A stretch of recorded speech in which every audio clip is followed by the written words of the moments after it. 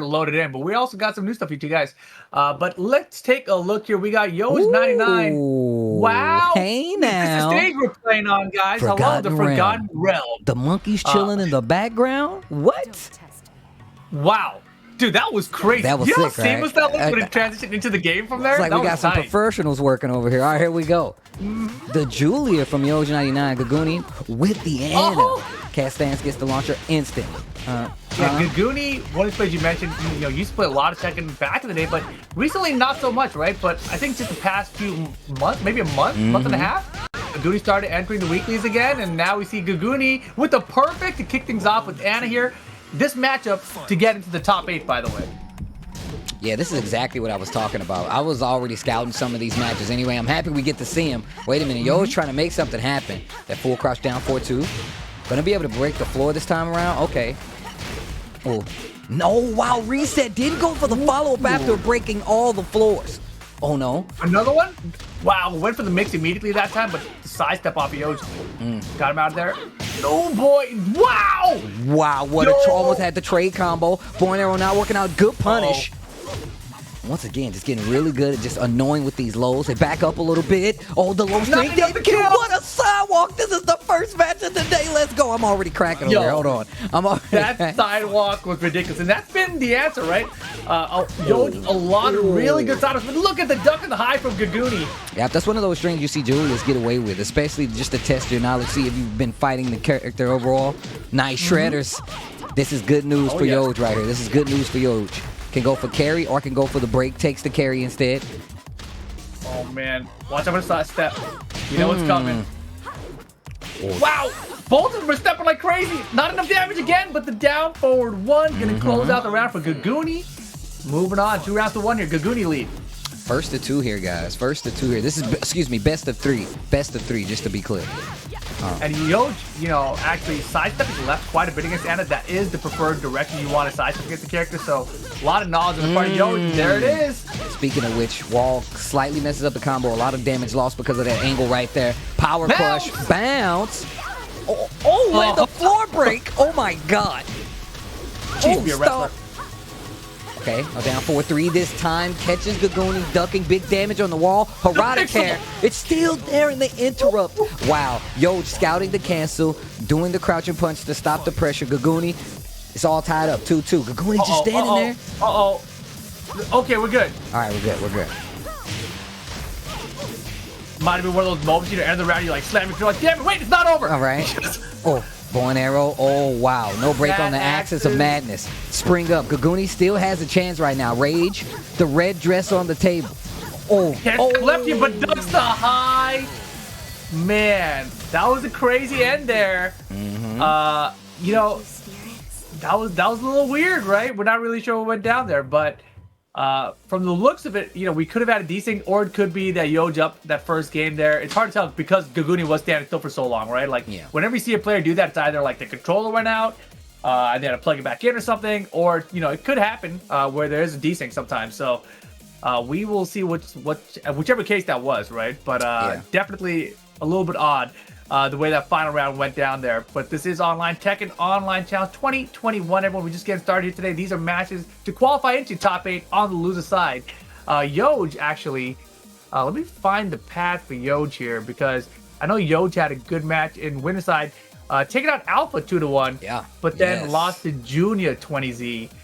So that's how Junior got to winner side. Junior also defeated Gaguni. So Junior took out both of these players. Junior's like, all right, I'm on the winner side. You guys go figure it out on the loser side. See if you guys can make it back to me. I mean, other players in there too. I see Armaku, who we've been seeing quite a lot, went down to that loser side, and like you said, taking out Alpha as well. Just a lot of names in here that I've been seeing, like you said, at these weeklies who have been like stepping up a lot more. So it's really cool to see. Of course, another player that I've been looking at and been coming up on these weeklies a lot. And it's so funny for me to say like these weeklies, like I've been going outside, like I'm just going down the street. But like Dragon Slayer, another one of those players who actually fighting for a top 8 showing versus versus Shadow, who got knocked into loser side by Dante. So that's another thing that's happened along on the way here on this Tekken Online Challenge. But we already got our second match of this set here for the first games for the Tekken Online Challenge. Gaguni going down that first game. Yoj actually looking a little bit rocky. The stage transitions not looking rocky, though. This looks sick as hell. You get a full Last day on Earth. That is so sick. Okay, all right. Oh, man. All right, here we go. Wow, little backdash started the round. Beautiful. Okay, and once again, you can see Yoj playing it a lot slower. A lot closer to the chest. Mad Axes once again. Yeah, right now you can see also, the throw game from Gaguni, throw break game, I should say, not really working out too well. And Yo's taking advantage of it. Oh, once again, lots of blocks done. Didn't do anything with the launcher, though. Stuck against the wall, and Yoj interrupting so many situations in the second game here versus Gaguni. First, you see, like, the down jab to take that first game, and now you just see committing to certain strings, delaying them, and still getting these big hits. Combo conversion here. Uh-oh. Yoj is looking a lot better in this second game. Yeah, much more comfortable now. But double power crush? Bro, Gaguni, like, doesn't care. Get it going, like, pick a mix, I'm going for it. What are we going to get next? Full crouch, low this time. Okay, gonna get the wall with this one. Oh, no full combo, though. Oh, the booty bump. Oh, man, the steps are coming out. Gaguni's got to watch out for those side steps, right? Yo's looking to sidestep a ton right now and really making it pay off. Like you said, man, you already know Yoj sidestepping to the left a lot right now. I mean, just in that first game. Now it doesn't even seem like it's as strong, and Yoj even looking for some sidesteps himself. Once again, beautiful. Just winning. Man, the full crouch, the mid-mix has not been working out, right? The full crouch low has been working out a ton. And once again, those throws, like you pointed out, Gaguni not having the best of time breaking these throws, and it's really catching up. Yoj taking note. Playing back a little bit. Ooh, counter hit. If I was Gaguni, I'd definitely go for the lows here, because the lows have been working out in general, too. Not just the full crouch sweep. And that full crouch sweep from Anna actually has increased range now. So definitely something that's useful. But Yoj definitely won one of those rounds in that first game just by blocking the cat stance low pressure.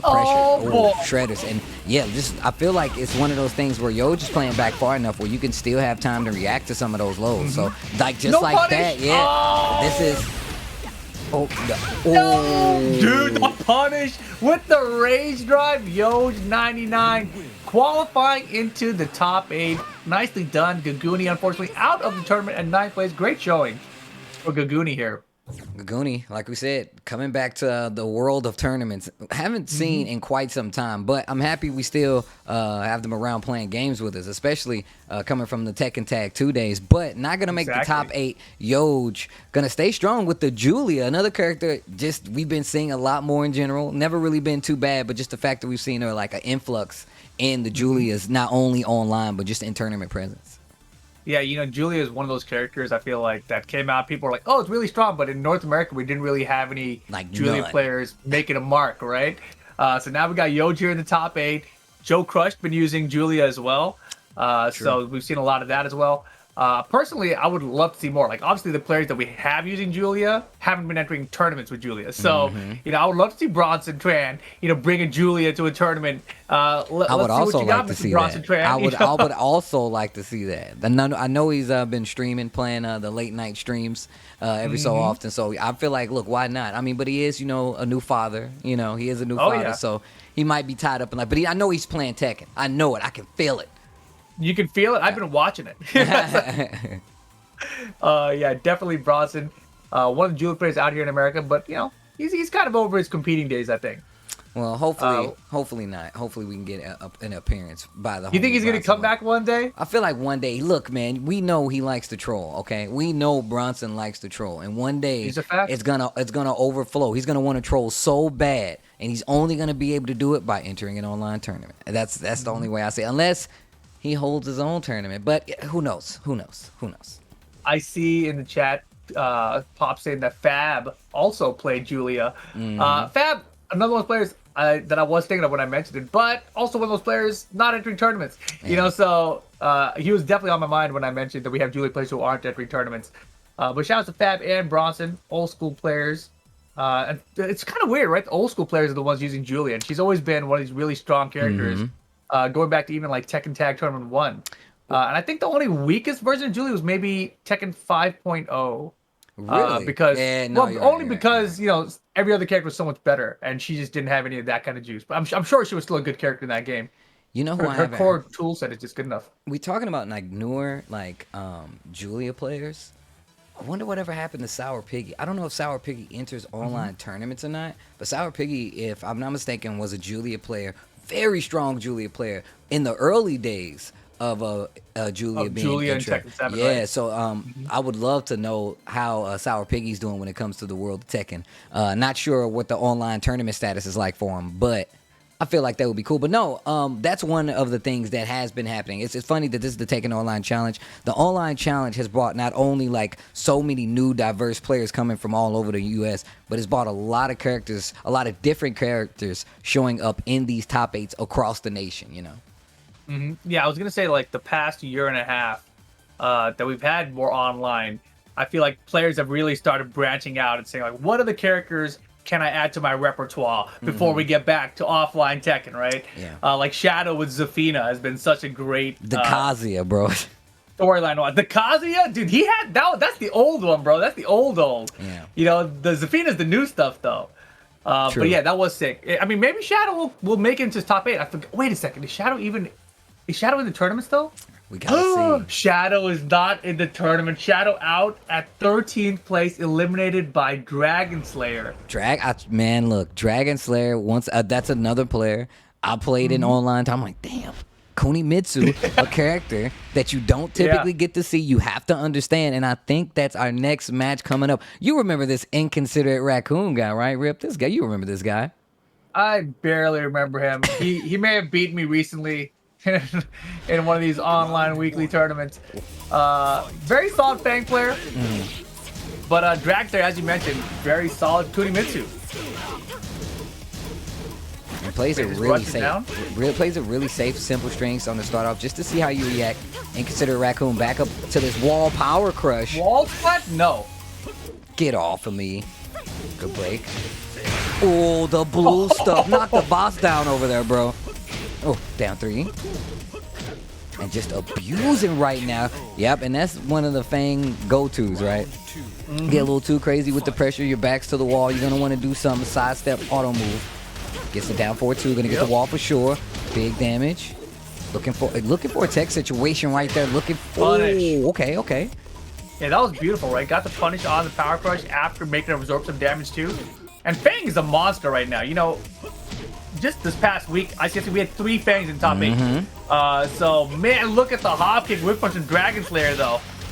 Dragon Slayer really good at, and I feel like it's a thing with Kuni too, but Dragon Slayer's, oh wow, the pressure. Dragon Slayer has a really good job for like threading the needle on some of these launchers. Really good at being like, I'm going to play this perfect range with this character and whiff punish you a lot of times with these down 4-2 and just annoy you with these simple strings. Yeah, and that's the thing. What you just described sounds like a typical Fang player. Man, look at in the back. Just very simple plays. Just no launchers or anything. Just nothing but solid hits. 2-hit combos. Oh, nice. I say that down 4-2 just to get through. Like I said, threading the needle to get these launches. Dragon Slayer, take options on the wall. What a duck on the low. Yep, blue stuff's coming. You know it. If you're Fang, oh, but no, this set low. All right. Dragon Slayer with the lead. I'm surprised Raccoon didn't throw out a shoulder. I feel like the blue shoulder might have just beat that slide for no reason. Like anything was said, blue shoulder might win. Yeah. Or he would have got out of the way mysteriously. Oh, not that shoulder though. That one doesn't do that. Yeah, it's not blue. Simple strings, gets the wall splat, and still corrects the combo in the corner. Inconsiderate Raccoon in trouble of losing this Big first trouble. match. Dragon Slayer, like I said, Kunimitsu, a character we do not get to see on the regular. We do not get to see, I mean, now we're starting to see him a lot more on the regular, but typically a newer character, we don't see him. I know I don't run into him that much, but Dragon Slayer, one of the prominent ones that does come out weekly. I mean, I believe El Negro had a Kunimitsu as well. Still fighting in the tournament, if I'm not mistaken. I might have to check on that. Might be out. Negro Out of that? maybe out. Maybe out. I'm checking right now. El Negro out of the tournament. Also tied with Shadow, 13th place. But what you were just mentioning, when these characters are newer to the game, a lot of times you need someone who really sticks out with it, right? The whole way through. Because, like, El Negro has a Raven, has a Cooney, has a Leroy. There's so many characters to choose. Like, how is El Negro going to choose to stick with Kunimitsu the whole way through, right? It's very unlikely. But Dragon Slayer, I'm not sure what character Dracta was using prior to Kunimitsu. But obviously, now sticking with Kuni, much more committed than a lot of other players out there. Dom is another one out there using Kunimitsu in tournament. I believe formerly a Dragunov player for Damas there. But we don't have, like, the Kunimitsu player in America. Like, who is it? Yeah, that's true. Who is it? And right now, it's starting to look like Dragon Slayer, to be honest. Okay. Get ready for the next battle. I can hear the fire going off in the background. We're going to the second game between the two. Yeah, Dragon Slayer. Like I said, just a strong Kunimitsu, real smart usage of like the strings, just basic strings to see how you're gonna react, and then starts open you up with the low man. And they got the stage transition in there as well. Dude, I don't know about this. Inconsidered Raccoon, he prefers the stage as Fang stage, but it's Dragon's Nest against the Dragon Slayer. I don't know if that's a good idea, bro. Down 4-2. Here's the launch. Okay, and Kunimitsu has some very good wall carry, as you can see right here, from wall to wall, big damage on top of it. A little tracking right there. 1-3. Just to see how you react. Good punish. And these jab checks right up for Inconsidered Raccoon. And Inconsidered Raccoon plays a really good simple poke with Fang, right? Lots of jabs, lots of down forward one. Then tries to poke you out with Fangs. Crazy amount of mix-ups, but look at the down back threes. I mean, honestly, it looks like Dracula's playing his game, and Inconsidered Raccoon hasn't been able to stop the offense when it's coming out. Wow! That was a good chance. I wonder if that Watsy 3 is too slow to punish. I think it probably is, to be honest. A couple frames off. 4. Oh. Gets a full crouch 4-4-2 just to check. Ducks this time around. Inconsiderate Raccoon with the big launcher. Looking for the wall carry. Shoulder. No. Goes for the auto adjust. Once again. Oh, boy. Oh, no break this time. Gonna switch positions. Hits a button on the wake up. And Dragon Slayer on set point right now to get in the top 8. Inconsiderate Raccoon needs to do something. No punish right there. Versus the hop kick. Yeah, and against Kunimitsu, you really got to be paying attention to how you're getting up off the ground. Gets caught that time, though. Uh-oh, Raccoon's in big trouble here. Oh my gosh, that actually worked against that spring up? Whoa. Man. And Dragon Slayer typically goes to the low ends of the string, especially when you least expect it. Towards the end of the round, breaks the throw this time. What a break. Blue stuff, and the power crush was like, nah. She said, this is for my mama. You think this little measly blue stuff is going to stop me? Great usage of the power crush. That's what a smart instance to implement the power crush. And you were talking about how Inconsiderate Raccoon wasn't using the shoulder before. Man, now using it, and it gets completely scouted by Dragon Slayer with the power crush. And I'm gonna tell you right now, you got to be on top of that, because knowing the startup one and just trying to stop a rage drive, especially Fang's rage drive, that one crazy. Was fast, right? It feels like that was really fast. To call out that with a power crush there, obviously Dragon probably was like, I'm gonna use a power crush in general to cover multiple options here. But that was a good ass option to cover, so let me tell you. But again, taking the Dragon Slayer to Dragon's Nest, I don't know. Just name aside, I feel like Kunimitsu on that stage is probably really good with her carry. Did you see the combo? You saw the combo? Yeah. Her back was to the wall. They did a side switch and then instantly got launched. She carried to the other wall, and the round went downhill from there. So, personally, like, rough. It's really rough. Small stages, I'm fighting characters like that, and I'm like, damn, I can't get launched now, because I'm instantly gonna get taken to the wall. Like, I'm like, damn, man, I'm on the Dragon's Lair. This is definitely gonna be a bad instance right here. But of course, guys, this is the Tekken Online Challenge 2021, and look at this. We've got all new dates for Online Masters and Regional Finals around the world, all right? So take a look at your region, find your date, and we'll be with you guys shortly. Obviously, today we're starting things off with North America. Tomorrow, we got Central America coming your way, and then basically we look down the schedule. It's just week after week after week, nonstop Tekken action from around the world. Yeah, this Tekken Online Challenge is definitely hitting a lot of different regions. We got South Africa, or West Africa, excuse me, Central America, the Philippines, South Asia, Oceania is in there as well. So there's a lot of Tekken for you guys to take in for quite some time after this. I mean, it feels like every weekend we're going to get a different region. We're going to get a different tournament where you guys can check out some of the local action when it comes to the world of Tekken. And I've been seeing a lot. There's been a lot of players coming from Africa, most notably, that I've seen been getting a lot of publicity, especially like in their public. So I think that's really cool to see Tekken popping up in these spots to be like, the hot thing, the game to play. That's really cool to me. Skywalker, man. Do you know about Skywalker? No, Skywalker. Who's Skywalker? He's like the law player out there, and he's like one of the top dogs out there. So Skywalker, snap. I mean, honestly, like, a lot of times I talk trash about people who put law high in the tier list. I'm like, what law player is doing it? Skywalker's the law player doing it. He's the one who's actually a law player, who's actually winning tournaments, and making something happen. So hopefully one day we can get Skywalker out to, like, one of these big offline events, and we can see how things go down, right? Like, that's the eventual dream that we'll hopefully get to one day. But look at this. Oh, speaking of another character with crazy wall carry, Noctis, and FDX, another notable player who we've been seeing pop up a lot more in these top 8s with this Noctis. A super strong Noctis player. Character we start to see a lot more because of him, and I can tell you right now, definitely a Noctis you need to look at to learn what you're fighting, especially if you don't have much experience. Josie, a character we see here pretty consistently. Rigel got his hands full right now. Yeah, and that's the question mark on my mind, right? Like, Rigel is not a name that I am familiar with. Rigel, who are you? Where did you come from? And how are you beating FDX right now? Rigel, I'm looking at the bracket, actually also took out El Negro 2-1 to get to this spot right here. And that's strange because El Negro has a Josie, if I'm not mistaken. So, yeah, but a little bit of everything with El Negro, FDX blue stuff got the wall pressure now. In good positions, but the life bar not. While standing forward to close out there, Rigel taking that first round. Long round right there. Only 20 seconds left on the clock. Rigel trying to pace it a lot better. FDX known for the evasiveness, the great side steps, and just really being able to find like holes. Gets great launches. Oh, wow. Speaking of 4-4-4. Yeah, great call out there.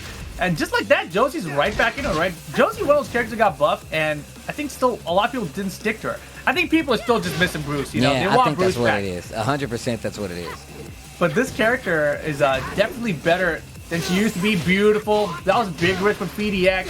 Rigel ready with the punish, and just like that, 2-round lead over FDX. This would be a big upset in my eyes. Chat, if you guys know who Rigel is away from, please let me know. Yeah, I would love to know a little bit more about Rigel right there. Trying to swing, gets counter hit. FDX going to another wall.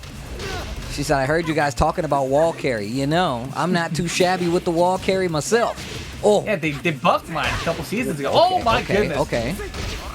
Good chance. The backdash. FDX does really good against the wall. Yo, blue stuff, yeah. And Rigel's so patient there. Knew it was probably coming. Mix up, yeah. Emo Man. Doesn't tech roll off it. 50-50 gives him the mid. 3 rounds straight for Rigel right here. Very, very nice. Man, that looked like it went downhill pretty fast once the pressure stopped from FDX. It got really, really dicey. But I feel like that's only because Rigel was checking a lot. And FDX was getting caught swinging in between a couple of those Josie strings. And you really cannot afford to get hit swinging in the middle of a Josie string. Most of them are launchers, it feels like. It's like if I got counter hit in your string, it don't hurt. It don't only hurt really bad, but you're getting launched on top of that. Or I get some really big, chunky follow-up hit to end it. And, obviously, FDX enters like a bajillion online tournaments a week. So everyone is seeing FDX. And really, there's not many Noctis we have, but if you've been watching any of them, it's probably FDX. On the other hand, you don't really see Josie out here a whole bunch anymore, right?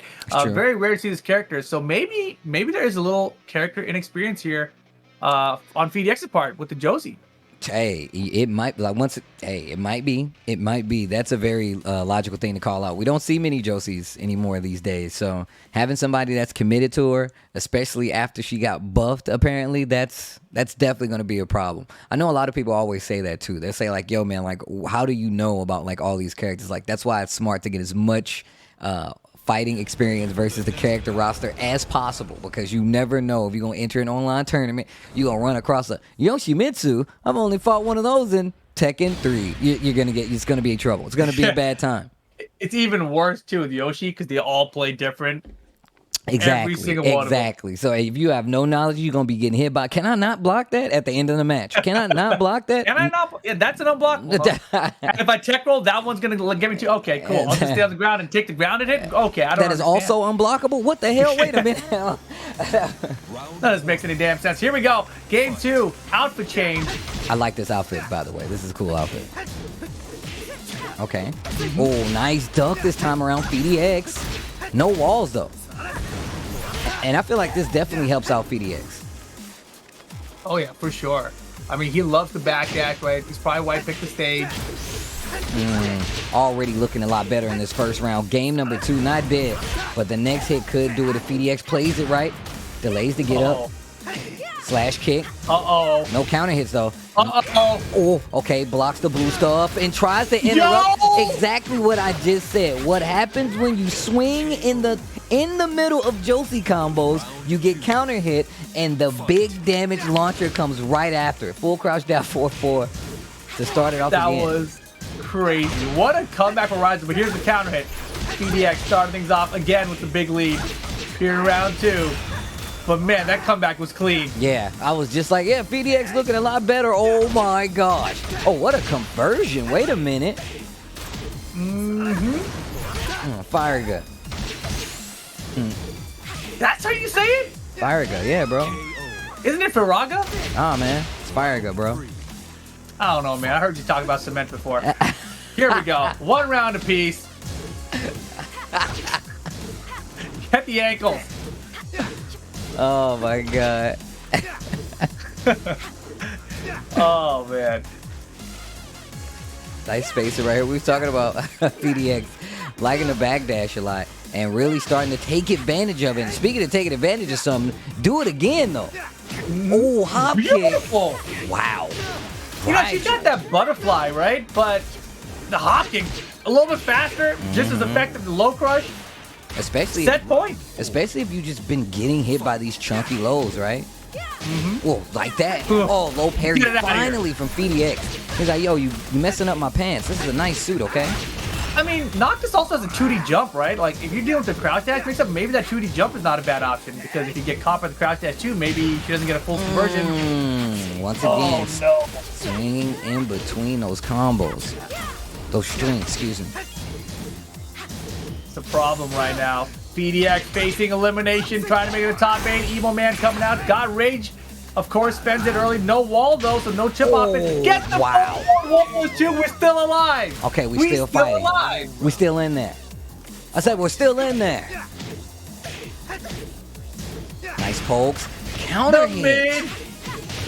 Okay. And yo, FDX got caught by the high out of switch stand so many times that finally decided to duck and launch, but did it too fast. The mid came around and counter hit.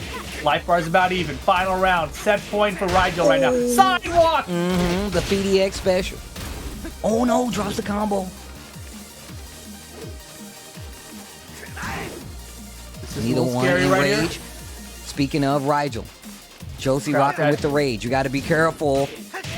Okay, small jabs. Wow. Nice. Steady, play the poke game, and that's really smart because you get to that part of the round, you get to that part of the match, and you know that rage drive could potentially come out of nowhere. And people use Josie's rage drive like that. They're like, yo, you getting a little crazy now. Let me put you in check, hit you with the blue stuff one time, you know, just to be sure. You use it as a fear tactic. It's a scare tactic, ladies and gentlemen. They see you with the rage and it's like, but he's got the blue stuff. They could do anything, and that's what you use to kind of like temper the meta, right? Like you use it as part of like your repertoire of moves. I know a lot of players who use it just to take back that momentum, and if it does hit, hey, congratulations. Steve Fox, another one of those players, is like, all right, I got rage. All right, you get a little too crazy. You moving around in the background? bow, blue stuff. It's probably going to hit you. You're going to be like, I don't even know what happened. Josie has that ability with her rage drive. And the slow, steady poke game really did lead to, some good matches. But FDX, the clutch low parry, started to read a little bit. That made Rigel switch up and start going a little bit more for the mids. No big damage coming from those. And that's how FDX, took advantage of it. Goes 1-1 now. We got one more game left in the set. This is to qualify for top 8, ladies and gentlemen. And Rigel, if you go back to round 4 of that game, FDX was down like 50-60%. Yep. Made the comeback, right? Clutch comeback. That forward 1+2 caught Rigel out of the air. Not sure what Rigel was doing there, but everything seemed to sort of fall apart after that point. So now Rigel gets the opportunity to switch stages here. Let's see what they do. Diomo de serio. All right. That's what you say when you walk in. Hey, this place is pretty nice. All right. Round 1. All right, Rigel. Switching back to the outfit from game 1. Noctis always dressed to go to a nice place. Oof. What a duck in between that string right there. Makes the stomp miss. Going back to the neutral game. FDX playing a little further out this time around, and the 2-2's starting to hit. That's what's making it make sense. Oof. I hate that 2-2, but boy, oh boy. That was a good-ass punish. Mm-hmm. This slower pace really starting to work out on the side for Noctis. Oh, not getting counter hit. Speaking of, that was a smart way to do it. Rigel went for something big after that hit. FDX went for the quick counter hit, gets the combo. Rigel and Rage back to the wall, though. You got to be careful. Ducks the string and eats the last part of that hit right there. FDX taking the first round, game number 3. Hack, do it again. Man, that hesitation, small hesitation for Rigel, end of round 1 really cost him here. Okay, not swinging this time. Ora! Hold this. Oh, the ankles. The digital ankles. The digital ankles, bro. Oh, God. Oh. Oh, God. Again? Okay. Third try, you won't. Oh my goodness. And he said, I've had enough. Bro. You know how much these shoes cost? You better there chill. were 4 crouch dash 3s in this round. And finally, the 5th one, low parry. Against the blue. Blue stuff. Wall. Mix. Finishes it this time. Looking for the low. Doesn't take the bait. Oh, the low this time. Not going to swing the damn 4. Oh, my God. Round 3. That was ballsy. Just to go for another low from Rigel, because FDX was definitely starting to look for low parries at the end of the round there. Smelling Rigel them out. holding on. Smelling them out. Oof. Yo, the pokes are just becoming so annoying right now. They're so annoying. That was lucky right there. That could have been Give big. me more. Oh, tries to swing. Yes. Oh, big damage. Not looking good. Catches FDX ducking. Has the rage. Sidewall saves him. Oh, set The mid point. this time. My goodness, it's going to go down to the wire. It always does. 2-2. Oh my gosh, FDX is fighting, man. He's like, I'm facing curtain elimination again. Big counter hit. Definitely going to get the wall with this one. Going to make it count as well. Emo Man to end the combo. Catches Rigel ducking. What a duck in the throat. FDX ties up the set. What did you say, Rip? How did you know? How did you know? Final round, Steve. That's how I knew. It's always final round. Yo, chat, who do you guys think is going to win? Tell me right now. FDX or Rigel? FDX or Rigel? Blocks the low. Blocked. Crouch that shoe's coming. Oh my God, it's coming, Steve. Oh, he went for crouch that tree. Gonna get the wall for sure. Big damage here. Hey. FDX on the verge. That That'll is be the that. 2-time Taste Bud Bout champion. FDX takes it over Rigel. Shoutouts to Rigel, though. Once again, a name I'm not too familiar with, but coming in and making it count. Just one round away from making top 8 with a Josie Rizal on top of that, man. Make sure you guys look out for Rigel. I will be. Hopefully you're in a lot more online tournaments, man, because like Rip was pointing out, we don't have a lot of these character specialists that get the opportunity to enter, so we need as much experience as possible. Rigel, unfortunately, not going to make it here. FDX fights it out. Makes it to the top 8 TLC Online Challenge, man. I hope y'all enjoying this, man. This is what I'm talking about, though. Oh, I missed this. The smell. Yes. Yes. Man, but FDX, obviously, as we mentioned earlier, has played in so many online tournaments. The tournament clutch is really, I feel like, what kicked in there, right? You go back to game 2, FDX was about to lose, right? The first game, the way FDX lost it, 3 rounds straight, it was looking bad. It was looking really bad. But, you know, tournament clutch, a lot of experience, knows what it needs to do, understands how to read his opponent, how to win a 1st-2 situation, which is very important, of course. And FDX really put it together there. And, you know, even in that final game, was down 2 rounds to 1, right? All those crouch dash threes were adding up. Fix, like, finally, like, hold on a second. Those don't actually high throw, do they? Boom, counter hit. Right, got a little sword up here. So nicely done, FDX. Moving into the top 8. I do believe we got one more qualifier for you guys to see who's going to make it in to this top 8. Last spot available. And I do believe it's going to be either Chenzo or Ho. Battle of the Hoes, apparently. Chen's Ho or Ho? Right. Ho. So Chenzo fights the winner of it's Ho or Chenzo to make it to top 8. So that means Ho beat Conflict for top 8. Wow, Conflict, another player that I am very used to seeing show up in these top 8s.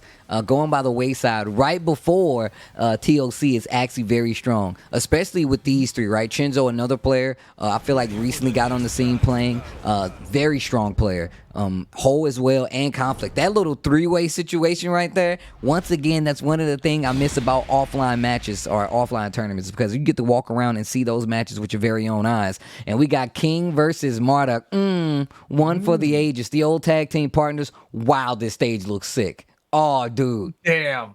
That is gorgeous. I don't know whose idea this was, but it was great. I like it. All right. King of Marduk. I mean, this is where Marduk was one of the first people on the stage. That's he true. looked all short on it. Looked all little. Yo, the shiny suit, the Puff Daddy suit on Marduk. Here we go. Oh, the down 3. Break his legs. Giant swing. Oh, yeah. You better tech that. Okay. You know what's up. Oh, yo, the Jaguar step back and the 2, and even still had the gall to go for the throw, the crouch throw after. It doesn't break this though. Marduk special. Tackle all day, baby. Give it his rage mode. Nice block. While rising 2-2. Chop choppy. Chop choppy. That seems like a really bad choice, but what a down forward 1. Oh my goodness. Max range almost. And if he had another one locked and loaded there, that could have been huge. Ooh, but the throws. Hole's not breaking these throws. But he's taking them, though. Yeah, I mean, if you don't break it, you might as well tech it, right? Oh, there you go. Beautiful. Oh, I guess this is for the carry. Gets the wall. Oh, 4-2-1 and the break. Oh, I like this. And it keeps you on. You get another wall throw. Look at the damage on that. Oh. You know, no break. He said, I got him too. This is going to hurt like hell. Especially if the right combo comes out. Gets the floor break, go right in the rage yard. You better do it. What are you doing? You don't want to win. Do you not want to win? The alley did them all. Are you serious? That was crazy. Chenzo's alley kick didn't kill. So Chenzo continued the alley kicks. Oh, boy. 4-4-1 counter hit on the wall. Well forward, what? Is that the tech? Marduk's a big boy. How did that work? I don't know. Oh, tackle on the wall. Starting to duck these throws. Another one. The animation break on that is so sick. The delay. So stupid. The delay, and you're definitely dead. I hate that string. Why? Why does he have that string? The delay, bro. It's not even that delayed. But why does that thing even exist like that? It's so weird. It's a sick looking string, bro. Stop hate. No, I don't care how it looks. I'm talking about the mechanics of the string, you know? Oh, yeah. It launches it, like finishes it. Yeah, and it's a mid that came off something that was trained for everyone to duck the second for the high. But you know that. You should be able to avoid it, right? No? No break. It's called muscle memory. You know? It goes against your muscle memory to kill you. Like, what? Get off of me, bro. That? Hands off the cape. Sounds like a personal problem, Rip. Oh. Not just mine. Yo, homemakers come back. Tackle. Fitty. Get off of me, bro. Goes for the mid this time. Okay. Bad. Oh, getting some control. Yeah, this is crazy close considering how it looked. It really looked like Chenzo's been in control, but Hoki's making these comebacks. Giantsman, get off me. I know you keep throwing me with that. And this is the first game. Speaking of finishing the string, Right there on the wall. Wasn't sure what it was. Chop it.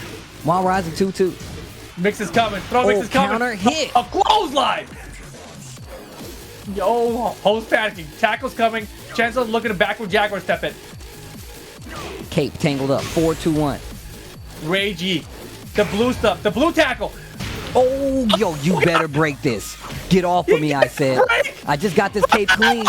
Break it twice. Oh, my God. He did it again, and it goes for the low to end. My man, Ho, slows down the whole pace of the game. The whole pace. Like, you know what? I'm going to tackle just to see how you react. Tackle again. Look, blue tackle. I had to clap for that, man, because that was so ridiculous. Like, I've told so many players, if you're a Marduk player, you gotta use the tackle, bro. You know, this is a tournament match to make it into top 8. Ho should have lost 3 rounds straight, probably, right? Probably 3 rounds straight. But somehow, some way, tackle will find its way through. That's true. Right? And you can't break them all. Chenzo was breaking them. He was blocking them. But it didn't matter. Ho stuck to his guns, right? That was crazy. Look, Marduk, the MMA guy, bro. That's what he's supposed to do. He keeps you on your toes with the tackles. You always got to make sure. You got to make sure you don't get tackled in MMA. That's why Marduk is strong. But no, seriously, the tackle is something that it's. Speaking of muscle memory, you have to be ready to break tackle at all times, especially from Marduk. And that range gets really scary, especially considering how much damage he can do. We've seen him use down 4-1 already, and just on point with the punishes, and still able to play slow while Chenzo is like Jaguar stepping back, moving around in the entire 9. So having good control with such a character like Marduk and keeping your wits about you, you got to stay calm because, you know, it gets scary sometimes with a big boy like Marduk, but you got to play it out. Yeah, I saw MG Marduk in the chat saying, that's how you use tackle. Good job. So, you know, MG Marduk, one of the top Marduk players. He's an Evo champ. I mean, Evo champ Marduk player. Invited to the Evo showcase. But here we go. Geometric plane this time around. Oh, Character's going to be the same. I didn't know there was Sky on this stage. What the hell? Yeah, dude. It's the infinite geometric plane, Steve. Oh, no. I like how my man growls for the throw break. Damn, that was really good. What? I thought that was the game. I had to look at the camera and I was like, wait a minute, that wasn't him. Oh, man, the people on stream, they don't even realize it was me. They don't even realize it was Rip, bro. Nope. Look at his wall carry. Oh, boy. What a block. Nice block. Yeah, do it again, too. I mean, you know, that low is so relatively safe for the amount of damage you get out of it, right? And why is that -9? Wait, which one's -9? It's like looks like a double mid down forward 1 looking string. It's like a down forward 1, down forward 1. Oh. It's like a down forward 1, 2 you would imagine it is, but it's not. Nice pick up here. Oh, side switch with the air throw. Wow. That could have been dangerous. Chenzo in trouble. Back to the wall. What a duck. Delays the Wild Rise in 1 string. Breaks the giant swing this time, though. That could have been bad news if that did not work out. Yo, goes for the Veil 2, though. Cancel the running exploder. Let's go. The Valtudo cancel got him killed because Chenzo actually tried to break the tackle with 1+2. So he got the 1+2, 1+2. You know what I'm saying? Whoops. Okay. Almost had the wall. Goes for the mid this time around. Yo, he is just hit everybody. Nice punish. Okay. Didn't do anything big with the wall. Gets it down 3 on the tech. Duck it. Yeah. Oh, my goodness. This is crazy. Ho on set point now to make it into top 8 here. Tekken Online Challenge. Gets him to duck, though. Chenzo, not done yet. Wall carry here. Wall combo. Oh, wow. Oh. What a down forward 2. It stops the down 1+2 for Marduk. And I thought that was the wall. Oh, gosh. You didn't tech either. He didn't even tech it. He didn't even tech it. I thought it was the wall. Chenzo's still in there. I think he thought it was the wall. Uh-oh. Super important. Start of the round, down forward 1. Chenzo ready with the punish. Okay. Ho stop tackling. 4-4 neutral 2. What a duck. Chop it. No, sir. Yo, Ho's in big trouble here, but it's Marduk. Rage mode Marduk. Not gonna matter. Trying to sidestep. I knew you would. Homie attack. Chenzo ties it up 1 apiece. The defense. Ho, you know, I was giving him all these props after that first game for those tackles. Game 2 comes around. What's a tackle? Am I supposed to tackle? What move is that? The tackle. Yeah.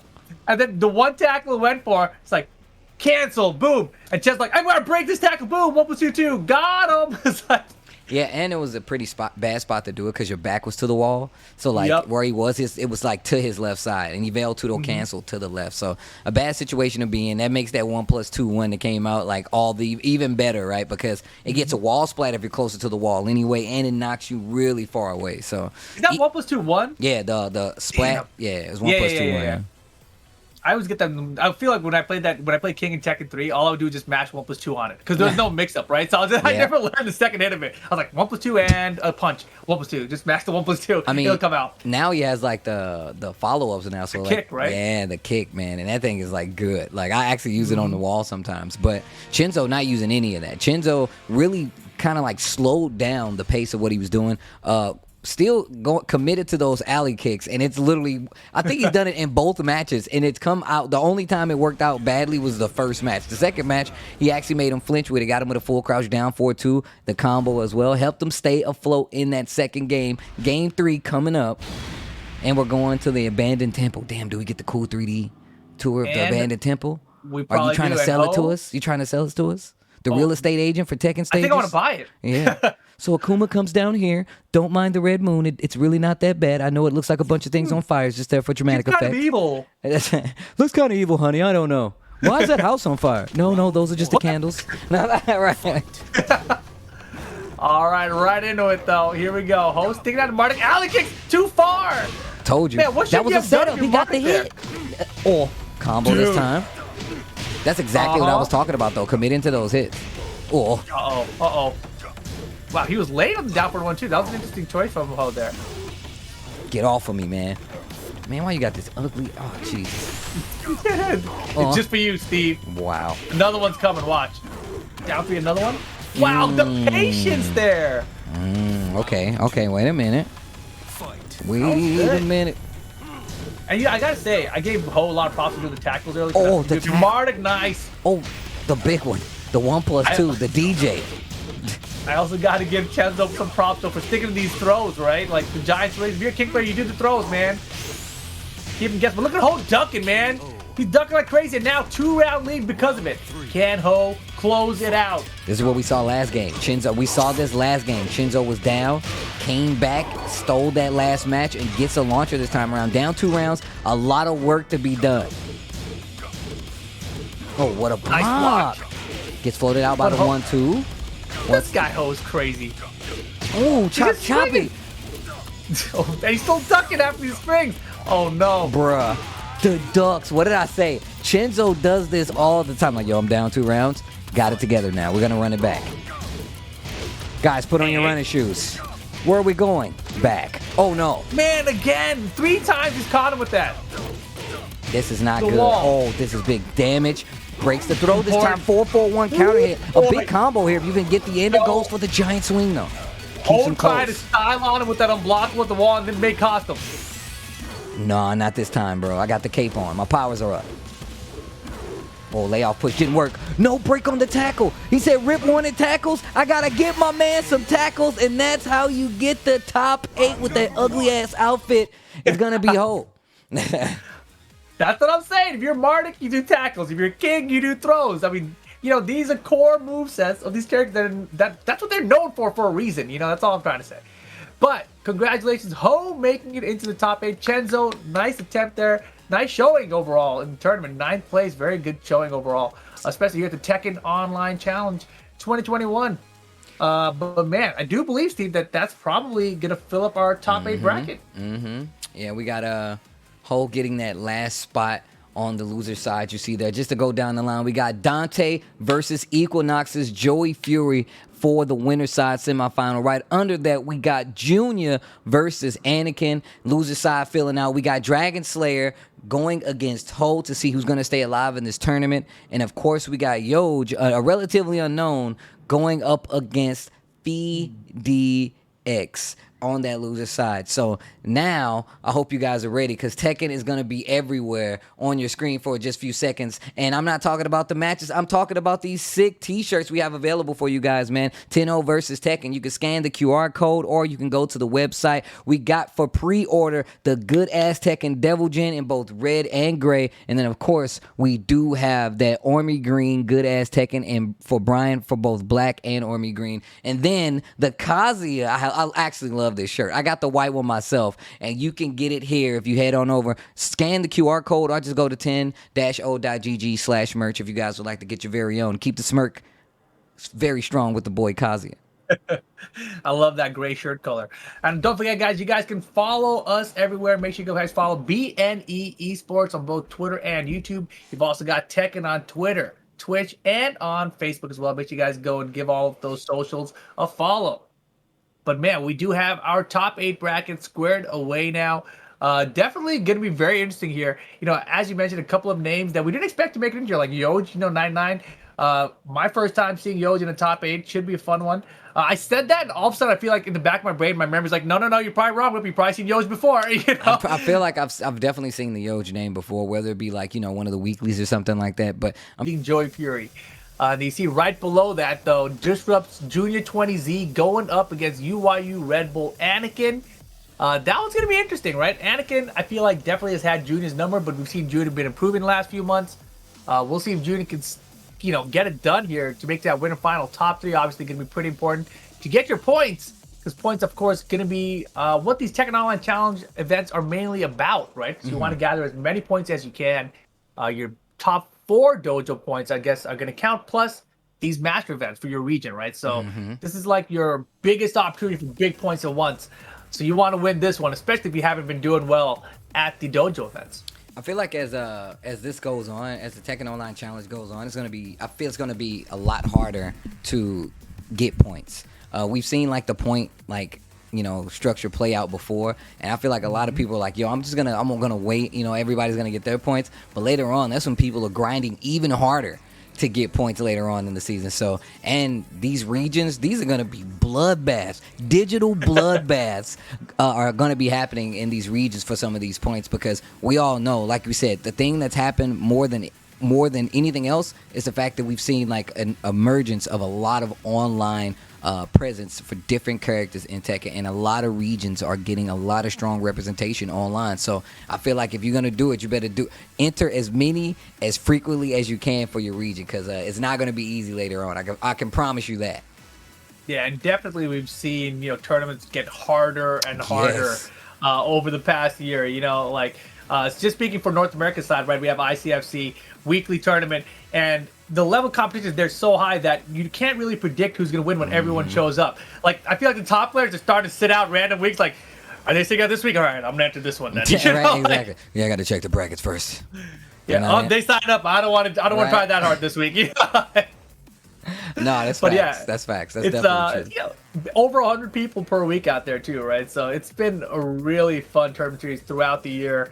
You know, Cuddlecore been holding it down lately, but so has Binchang, and they haven't been meeting up on the same weeks. So, you know, we set up for that finals eventually. Neither of those players in this top 8, unfortunately. I was hoping that they would be here today.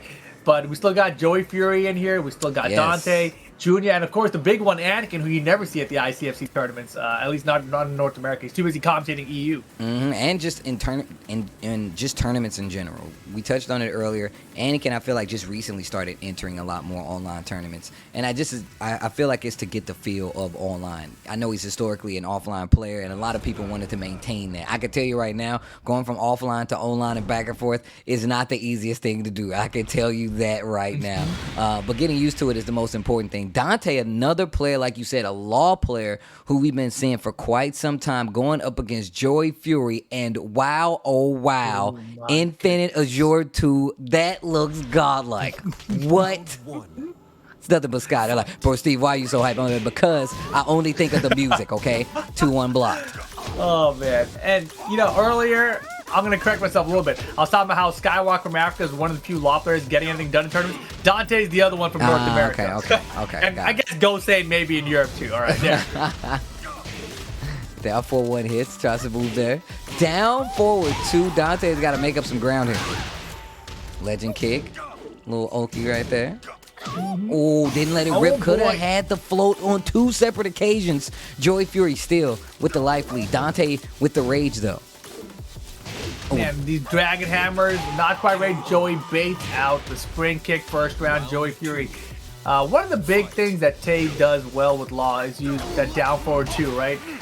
So a lot of people, you know, myself included, call it the down forward Tay. But we'll see if he can even get to it. Because you know Joey has it scouted. Look at the down forward Tay! Speaking of, if he can get to it, how about not getting to it? Joey Fury, half-life down right now. Still fighting, and Dante, life bar still pretty similar to Joey Fury's.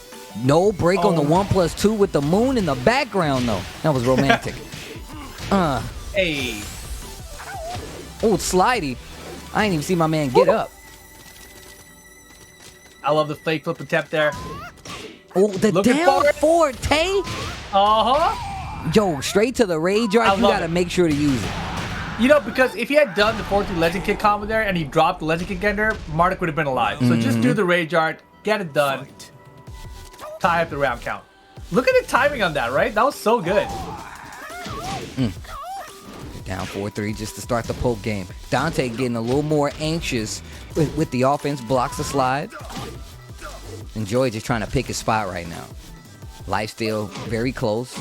You're not going to be too afraid to go up and engage right now, but Dante's getting a lot looser with these lows, just getting so annoying. Double sidestep, didn't even take advantage, but the thought process is there. Joey needs to make something happen, and it's not going to be the down 4 while rising 2 to get the punish. And like you said, he's not going to die right here. Goes for the Oki instance instead, and I guarantee you Joey Fury wasn't ready for that.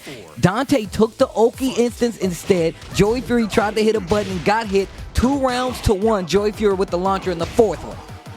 Yeah, Dante has a pretty good record against Joey, man. I'm sorry. That was You scared the crap out of me, Steve. But I'm all shaken up, you know. I'm all shook up. Oh man, no, Dante really has Joey playing the game a lot slower pace, but here we go. Joey Fury gets the 1+2 throw at the end there, big damage, keeps him a lot closer. Dante going for the big tracking mid down forward last time. That's what got Joey Fury to lose that last round. 20 seconds left. Dante has a lot of ground. Still the Wild Rising one to block. Yeah, and here we go. Final round. One of the things I really liked with Dante earlier, he did down back 3 on counter hit. Beautiful punish there. And immediately went for Dragon Hammer to mix up after it. This time, no throw break from Joey's side, but look, no combo. Trade with the down forward tag. What? Bruh. Double duck right there on the throw attempt. Breaks the tackle. Down forward 2 the tackle? My man says, look, this is an all-purpose tool. Let me show you how you use it. I got a leak in my boat. Man, just hit that bad boy with down forward 2. Oh my God. I had to keep keep talking. I had to keep talking and fight the urge to do it myself, actually. Breaks the 1+2. No break. My goodness. Damn. That was crazy. No throw breaks from Joey Fury on the 1+2s. And all of a sudden, Dante gets the first game. I mean, Dante really was. The down 4-2s, I feel like my man needs to write a thesis. I would go sit in a classroom to hear him talk about it, because the trade with jab and down 4-2 gets the launcher and just playing at this perfect range, right? He saw the Joey Fury likes to like attack him with the lows. He plays at this range where he's like, look, you're going to have to react to my lows, and I'm still going to mix it in with a few mids as well. And it's really, really worked out. And then every time Joey Fury's like, all right, well, I know that you're not going to go for the low you've been doing the mids. Now I'm going to run. And he's like, yeah, I bet you are. Down 4-2. Like, it's been working out so well. And by that time, Joey's not paying attention to the throws, doesn't break the 1+2, makes him lose that match, and Dante just edges it out. And I think like everyone in the chat who's played this game, you know when you hit those 1+2 buttons and it's a throw break, you're like, I hit both the buttons. Come on, give it to me, man. Bro, like, you know. Oh man, I've definitely been there before. I know. Trust me, as a law player, I take advantage of that. I'm like, dude, I'm going to go for this throw 10 times in a row. One time, those buttons aren't going to work together, you know? I know you can hit them, but one time they're not going to work together. I can feel it. One time is not going to work together. Shout out to everybody in the chat hanging out, watching this Tekken Online Challenge 2021. This is North America, and dog, man, they just going to work this close to a nuclear device. That looks nuclear, bro. It's something crazy. It looks like it's out of a superhero movie, that's for sure. Right. Bruh, my man just sidestep down forward two. Sidestep left, straight to the down forward two. Yo, poison arrow on the wall? It's a really good place to use it. It's probably the best place to use it, to be honest. Lots of blocks done, too. Oh, you know, what happened to Teddy's down for 2 damage? That's all the damage he got off it? Yeah, he didn't get a full wall combo. So he didn't actually get an ender for that. Legend kick, breaks the 2 throw, down 4-3, and this is what I was talking about. Throwing jabs at this range where he can still get you with the lows. Fake. Man, that scared me. Down forward 1 from Joey Fury. And now Joey Fury playing so much slower. This is now the switch up is happening. Joey Fury playing a lot slower, starting to get these down forward 1 launchers. Committing to the mids and the magic forwards. A little more range. Still gets the combo. Legend kick to the wall. Yo, that was really good. I like Rip meant that because his mouth was open. That was really good. Like you were about to drool. It's really good. I missed what he said it before. And like, I was like, how did you land that? I need to know. This dude, I wish I saw Rip's mouth was still open. The mid starting to pay off. Lots of pokes. Joey. Oh, that was down 4-1 from Joey right there. Puts himself in range of that down 4-3 again and down 4-1. Oh my God. We were looking at the same one. He got it before me. The last one on the shelf. Doesn't get the ender. Okay. Damn, that was cheap. He's like, you dropped the combo, I'm going for my double button break throw escape. Woo! Starting the round down forward 1 from Joey Fury. Wall carry here. Oh my God. Throw. No throw option. Oh God. My God. The tackle on the wall. Get him off. Get him off of me. He's too big. Oh. Back 3. Slide, no way. Why would you? I love that animation, bro. The Home Alone tripwire. Yo, boy. That's a great round in for Marlon. I see no one down 2-3.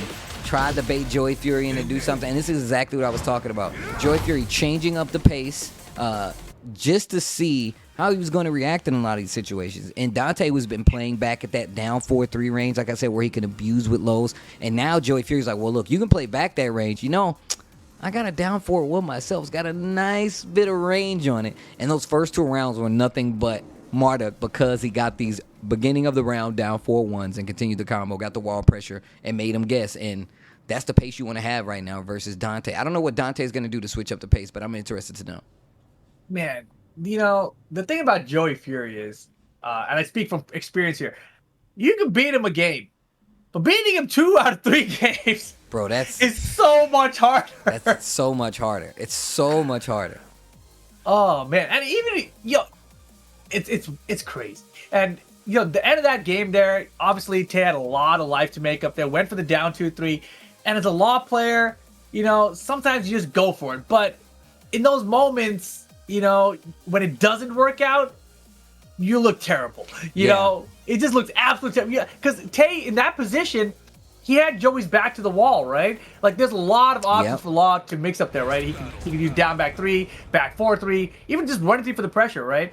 So if it hits though, you look like a genius, right? So you gotta go for it. That's the thing. I understand. You playing at that range where it's like, if this hits, I'm definitely inside their head, rent free, no bills paid, everything's covered by their brain. Their mental is just destroyed right now. But that's the risk you take, because if they block it, then you got to go to the next one, and that might be the last one. Man, running 3 this time, then again, the down 4-2s as keep out tool, very good here. And that time, off the down back 3 on hit, that's a frame trap for a lot of situations there. But right now, looks like Tay chilling, a little bit more offensive this time, right? You didn't see the run 3s coming out before. No, that's definitely true. And you kind of want to start doing that, but you also don't. Joey Fury loves to hit you with just a jab, float you out, get the down 4-2 just to get the juggle on top of it. So it's a smart thing to put in there, but you got to be careful with it. Joey Fury's smart with those. And there it is right there, that jab. Okay. Once again, 18 seconds just about left on the clock. Life lead in favor of Dante. Not by much, but it is there. Just about to 10. Break on the 1+2 throw. 8 seconds left on the clock. Down back 2. Joey takes the lead and gets the tackle. You need this, and something big breaks the 1+2. Gets the jumper or get up, and this is going to be, oh my God, that was so perfect. The buzzer beater Rage Art 0 is going to be the count, and Dante takes it. I love Joey's just master rage out there for no reason. Hey, you know, if you would have swung, it would have stopped the clock right back. I've seen matches end on 0-0, poison arrow. Call it the Christian Slater. Because that movie Broken Arrow where he was in with John Travolta, I no? thought it was a roulette movie. I have no idea.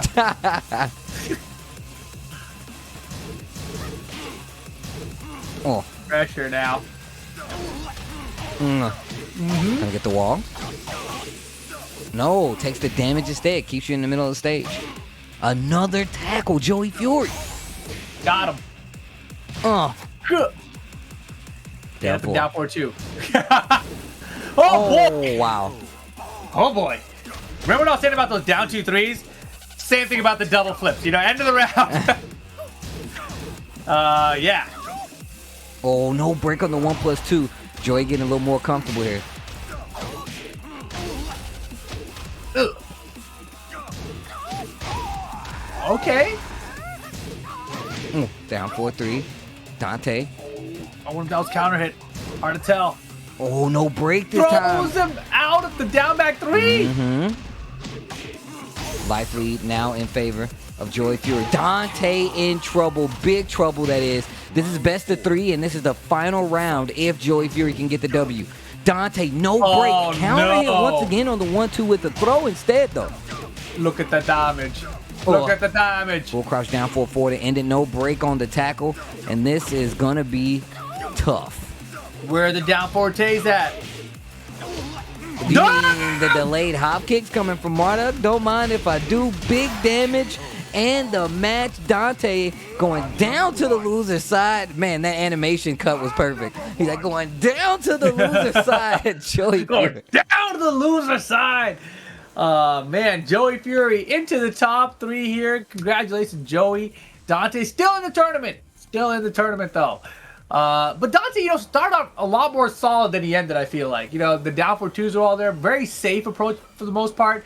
But then as the set continued and he was behind, he's like, you know, down 2-3. You know, can I get a double flip? You know, he's kind of just giving up these rounds. And against a player like Joey, who's so composed, you really can't go for those unless you're like very confident that you have a high chance of landing it. You know, so really feel like Dante got a little too loose and throwing those away at the end. I feel like. Yeah, Joey, like you said, he gets more solid. He gets much more solid as the matches go on. Like you said, beating Joey Fury is already hard enough. Beating him twice is going to be one thing, right? But that's all for points, right? These guys are really trying to get points. Both of them still in the running. Let's take a look at the leaderboard so far that we have for the points here for the TLC Challenge. Of course, Queen Cuddlecore, Equinox's very own, 400 points, and this is who you were talking about at second place, hot on her heels, none other than Infinite Ben Chang. And then we have Mac, another player who's really been stepping it up in the online side of things, and of course somebody who we just saw stay alive on the winner's side, Joey Fury, in fourth place for the TLC Challenge when it comes to points. Exactly, and if you guys don't understand how the points work, top 8 overall are going to be the ones who go to the regional finals. Down below, you see the ticker, so you can see the players that are working their way through there. I believe that's FDX there in 5th, actually. 60 got Junior 20Z, 70 got Shadow. That's crazy. The brothers are side by side there in their placings. And also tied at 7th is Emily. Yeah. So that is our top 8 currently with their points, trying to make that regional finals, you know, which is, I believe, in the first 2 weeks of next year, early January 2022. Will be the regional finals for North America, if I remember the schedule correctly. But that's what these guys are playing for here tonight, right? Lots of points on the line. So if someone like Anakin, who you may have noticed is not in that top 8, gets a very high placing, maybe like a first place finisher, I do believe first place is something like 300 points. So that's going to just skyrocket you in there, right? Joey here with the top 3 finish is going to be great to help him out overall to secure that spot in the top 8. So of course, points on the line. Points And are on the line. It's been a minute. The points are back. I'm glad that you brought up Anakin, and you brought up earlier that you have people that choose not to enter some weeks. I feel like that really helps out some players like Anakin. Ben Chang not being in this tournament as well really sets up a lot of these other players who actually did enter, like Junior, who is currently really low down there. And I ain't going to say really low down there because it's still top 8 for the points. But just to get higher, this is a very good showing, right? So even if Junior don't get first place, a high place showing here, even this top 8, I feel like puts him in a good spot. And then Anakin, of course, going to be getting on the board with the TOC. And that right there could just really shake things up. It also makes for some very interesting potential bracket matches further down the TOC line. But we'll get there when we get there, like we got to this next match. The next battle. Here we go. This should be UYU Red Bull Anakin versus this Junior 20Z. Mishima building, Steve. You ready for a tour? Oh, let's go. Oh, yo, the robot arms going ham in the background. They're just having a party, man. I like how they're pulling. People didn't know that this was an elevator and it was like pulling you up to the top of the building. Because there's some of them that aren't doing anything. Yeah. They're slackers out here, you know? To the untrained eye, Rip, you should know better, bro. All right, here we go. Big that one is definitely slack. The one right in the middle, that one is slacking. It's not lifting anything. That one's playing Galaga. Robot's on playing Galaga. He's playing Galaga right there. Thought I didn't notice. Oh, Pac-Man for real. Counter hit. Oh boy. Honestly, I was so busy looking at that arm, I didn't see what the hell happened. Right. Round 1, Junior. Okay. I'm gonna tell you right now, Junior's playing this range game damn well. And a character, I know that we know Anakin for this character, but how many Jacks do we see that play a lot online now? Well, I don't feel like we see as much as we used to. Very, very few. I mean, Joey Fury used to be another big one in America. Even Joe Crush used to be a big one, but now switching to more Julia to go alongside the Geese. Oh, wow. That could have been dangerous. Meter for Junior here. Gotta spend it. Okay. 1. Damn, it's been a while since I've seen one of those, actually. Wait a minute. 1. Sounds like a DJ. Tell him, Jack. 1. Big damage here. Meter 2. You gotta be careful. Glide 2. Still, meter right there. If I'm Junior, I'm looking for a reason to use it. Take the round lead. Doesn't even need to. Up 2 rounds to 1. First game. Winner semifinal. So once again, still, this is best of 3. This is to get to the winners finals. 1. He ain't even say it that time. He's like, I said the last round. Jackhammer on the ground. Bruh. Pressure at the wall. Oh, the flex. What? The flex. Stuff. The new stuff.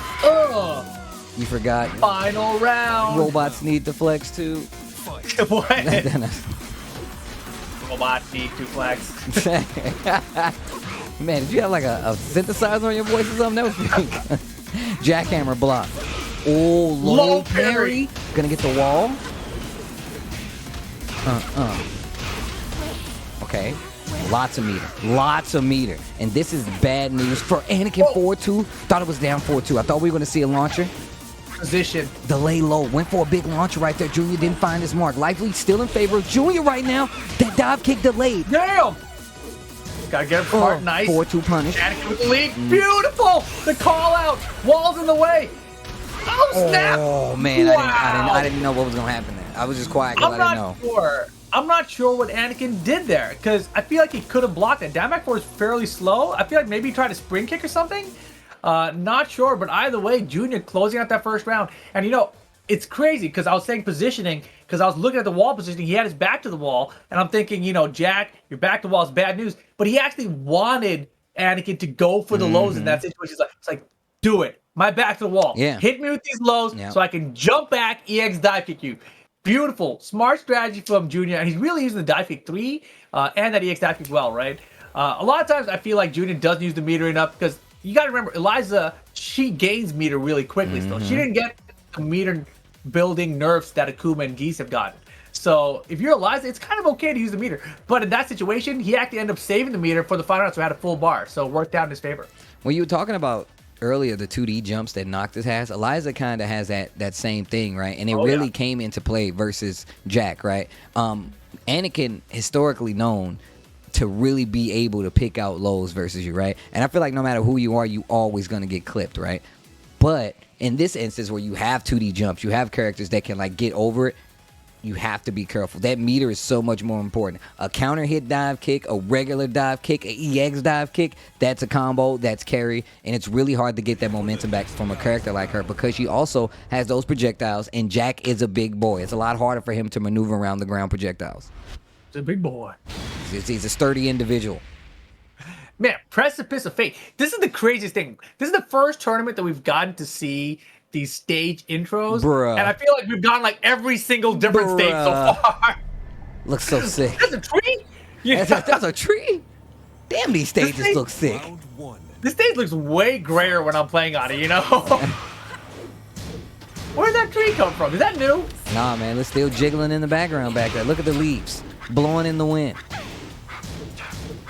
Trying to switch it up, using the 2 jab. Gets a little bit more range on it, too. Catches the dive kick, maybe just a 2D jump. You see Junior kind of just priming it right there. He's like, yo, I got these jumps, dog. He's like, yeah, and I got these guns, bro. You got the bar, Junior, and the rage. Ooh, the Oh. shoulder, the consistent punish, actually, that we've seen both matches over. Oh, yeah. Nice. All right, Anakin adjusting with the spacing. Down for 2. Combo. Look at the damage. Wow. Stands up, jab, jab. Oh, man. Just a little bit short of the meter There's there. those And twos. again, yeah. Stand 2 all day. Keep her out of the air. Ooh, the low parry. This is the wall. Oh, Hey, beautiful. Move like you right in his face. Maybe forward for 2. Pick it up. Yeah. this is what I was talking about. And still has one more bar on top Ball of that. carry. And still has one more bar on top of that, Junior, keeping it close. Keeping it close. And then he uses the EX to let you know, that's the reminder. Hey, yo, I still got one for next round, bro. Don't you get too frisky. Junior looks really confident against Anakin, Yes, right? yes. I mean, think about it like this. I mean, I feel like he's in that range where all of them have been playing kind of like Joey Fury, who's had like a Jack before too, right? I feel like that's one of the major things that kind of helps out. There's no way. Mac, another player that's in that same area that also plays Jack as well, so it's a lot of experience there to be had. Oh, no. No! Finishes the string this time. Anakin's been punishing it after the second hit each time. Or at least looking for third hit. But man, right now, Junior. Diva jumped out of it. Are you kidding me? This is not looking too good for Anakin. This is not looking too good for Anakin. And Junior's just got to keep the pace the same here, right? Like, don't change things up. What you're doing is just fine. Stick to your believe game he jumped plan. over that. What? Yeah, that was perfect. Oh, whip punish with the 4-2 right now. Lots of jabs. Finally going back to the lows. Yeah, Junior, he slowed it down way too much. I was talking about the pace. He's completely switched things up here. And right now he's playing Anakin's game, and that's going to be a perfect. 2-1 to close out. Step on the gas. Oh, jackhammer. 1. Okay, tries to go for the whip punish with the 4-2 on the dive kick. Just a little bit out of range for the low. That chip him out all day. Oh, boy, pick it up. And still has another bar left to do some big damage. This wall situation is going to be pretty important. Bro. Oh, this like I said, Why? those 2D jumps. Anakin needs something big right now. A robot miracle. Don't jump here, dude. Unblockable to close out. Anakin goes down to the loser side. Junior goes on to winners finals, making it out in winner's side on top 8 here at the TLC 2021 challenge. And Anakin's got a trouble cut out for him, man. I'm going to tell you right now, because that loser side ain't going to be nothing nice. But Junior waiting in the winner's finals now. That's crazy. That's exactly what I was talking about, though. I was like, bro, you mentioned it at first when we talked about having a 2D jump. It made such a difference in this match. Anakin is known for being able to place a low and hit you in your ankles 95% of a match. And he's like, well, look, I know you need that. I have a dive kick, an EX one, a counter hit one too.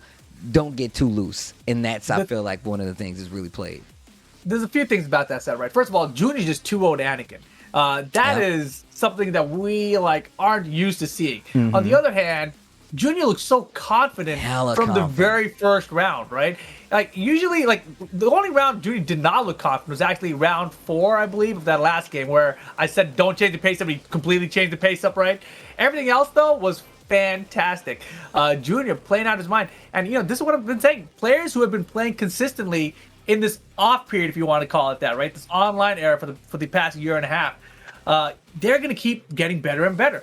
Players who take a break like Anakin has, it's not like you're falling behind, but you're not as tournament fresh with what everybody is doing anymore, right? Like the last time Anakin played Junior, it was not this Junior. It was the characters it was changed. like some offline. He's playing different. Yeah, that's true. Everything is different about it. But take a look at the bracket here. Now updated. You see the winner side updated. Winner's final will be Equinox Joey Fury going up against Disrupts Junior 20Z.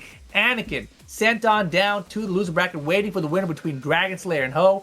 Dante waiting for the winner between Yoj 99 and FeeDX. Yeah, Yoj, another player that we don't get to see as much. But here we go, man. The next set, we're going to have Dragon Slayer going up against Mardox Ho. That Konimitsu is really going to have his work cut out for him. Then we got FeeDX versus Yoj coming up, as you saw right there as well. Thank you guys for joining us, man. TOC, the Tekken Online Challenge, as you were, 2021. Tasty Steve, the homie Rip. The matches have been good. I'm enjoying myself. Rip, how you liking these matches, bro? Dude, it's been great. I mean, I love watching Anakin come back to online tournaments, specifically to see what we just saw, though, where you see someone who's been grinding online and getting the W so decisively, right? Because obviously, when we remember Anakin from offline, he's placing top 3 at EVO, in this huge arena with 10,000 people, etc. So to see Anakin competing again is always a pleasure, right? But then at the same time, like I mentioned, everyone's been grinding, man. It's been a long grind for a lot of these players, and now you're seeing all that pay off. Well, I mean, it's still, I feel like it's just beginning, right? Because we got a long tourney season in front of us for the Tekken Online Challenge. We're going to our next match. Dragon Slayer versus Ho. We just saw Ho in another nail biter, right? Another match where, it seemed like it wasn't going well, but ended up staying strong and finishing it out. Yo, Infinite Azure doing the day with the mountains in the background. Let's go. Oh, I love the down jab challenge there. Into the tackle. Okay, lays there. Okay, 1+2 break. Dragon Slayer awake. Good backdash. Not far enough to down 4-2. Yeah, that was a really good down 4-2, right? Beam out tackle. Careful Noki here, though. Hold the side roll, aware of the options. And the throw break there, okay. Tackle works out, though. Do we have a break here? Nope. No break. Oh, boy. We're all caught up. Just like that. Now the blue one's coming? The cool Maybe not. Maybe not. Don't run. Oh, yeah. Yeah, Dragon does such a good job of mixing up these set options, right? Like, he doesn't necessarily even use the stance. Just use the stance to approach sometimes. Oof. Oh, try the whip punish. Ooh, down back 2 just to challenge the set. I can't believe he challenged and that it was the right decision. That was impressive. Yo, the feint gets the tackle. Dead. I can't help but laugh. It's just so good. Telling you, man, these tackles, a major part of the play. Okay, gets the launcher this time. Dragon Slayer. Okay. Hits him with the kunai. 4-4-2 hits on the ground. I don't know. Is that a big boy thing? I don't even know why they hit. I mean, Kuni's. Oh, wow. Down 4-3-1 gets the launcher. I was gonna say Kuni has a lot of really good open. This thing on the ground though. Get your ass in this air. I got focus every 2. Yo, get back down here. What's the mix? Oh shit, it's too far. Big mid. Hold that. That was kind of dicey though. I was really afraid for that. I don't know if I would have did that. Oof. Dude, his challenges have been so good right now. Oh, nice. No break this time. Oh, wow. He was going the wrong way. Get off of me. Finishing the string this time around. And you see Foodie ducking there because sometimes Draco actually makes it up and go for full crouch low. Cancel the string. Spins the rage drive. Wow. But Foodie's still in this round. One throw, get off. What? The mix. What? I knew you'd try to check me low. Here we go. Final round, game 1. Yeah, that small hitbox of Kuni's really starting to give her the advantage in some of these situations. See Dragon Slayer get the launch right there. Go for the slide while punish. No break on the throw. This is adding up. This is and he back rolled finally. Okay, wait a minute. Wait a minute. It's Marduk with rage. What's the mix? The down 4-1 is the mix. Down 4-1 is the mix. Yo, spins the rage drive. You better break that. Had to. Tackle again. Oh, what a block. Wow, why is one in the reset? Oh my god.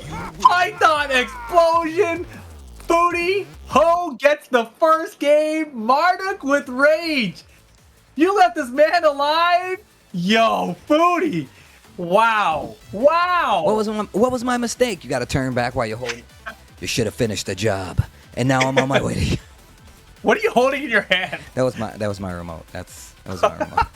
Okay. I'm like, that was not a cell phone. I don't know what the hell that was. You know what time it is. No, I'm just kidding. You didn't do this when you were little? This is my Transformers gun, bro. No, I'm just kidding. Nope, not at all. Man, that was a crazy comeback, though. Ho with the Marduk at the end. Never got him out, right? And, man, Marduk is such a scumbag character. How did this character avoid all of the nerfs, Steve? How? Probably because he had that ugly-ass outfit, bro. That's probably what it is. They just like, yo, his outfit is too ugly. There's no way he's good. Leave him be.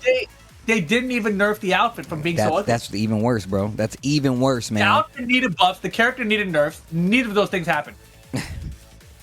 It's a problem. You know what? Just because you threw the outfit in there, I'm going to agree with you. I'm 100% agreeing with you right now. This Marduk guy is too strong, and that outfit is too ugly. Next battle. Oh, man. Island Paradise. Yeah, we get all the stage intros today. Let's go. Oh, God, let's go. This is a new ready stage, for this too. one? Oh, yeah. Take me to the beach. Sick. Bro, the waves coming in. Mm-hmm. How about the sunset, too? Nice. Yo, jet skis on the beach. Game on. Game on. Outfit changes. Man, Foodie plays so risky with this character, but it doesn't even matter because he's always had the comeback potential, you know? 1-2. Oh, the sidestep right. Down 4-1. Knocks the mask off. Really close to that wall. Tackle. Gonna hit. Break the leg. Dragon Slayer in trouble. Wow, gets the launcher. Oh, boy. Yo, my turn for a crazy comeback. Let's see what Dragon Slayer's got. Kuni's got Oki, too. Not as good as Marduk, but your characters are just misses. Back. Just walk back. Just hold back. Goes for the jab. Looking for something big with the hop kick there. Not gonna work out. Okay, that does nothing. Oh boy. Oh. What? I can't believe you tried to do a get-up kick there. Oh, the power crush. We've seen this before. Dragon Slayer knowing how to place those power crushes, but eats this tackle, and look at the damage. That wasn't even a combo. That doesn't even count. It was a tackle. You just brought. I didn't think so. Oh, my God. Oh, Herodic Care. Oh Herodic Care, check your mail. Herodic Care, check your mail. Oh. The block. Round 3. They didn't nerf this character. Oh God. I'm sorry, Dragon Slayer. I'm sorry. Wow. Oh, the down 4-1. Dragon Slayer looking like they're at the end of the rope right now. Ho just tightening up the offense. Defense looking great. Unblockable on the wall from wall to wall and still had a combo. Oh, no. Python explosion. Give him another one. Is that what that's called? Yeah, it is. I'm number one. I'm number one. Tell him, Marduk. Tell him. The tackle damage that we saw, that was the rage drive tackle. Oh, my God.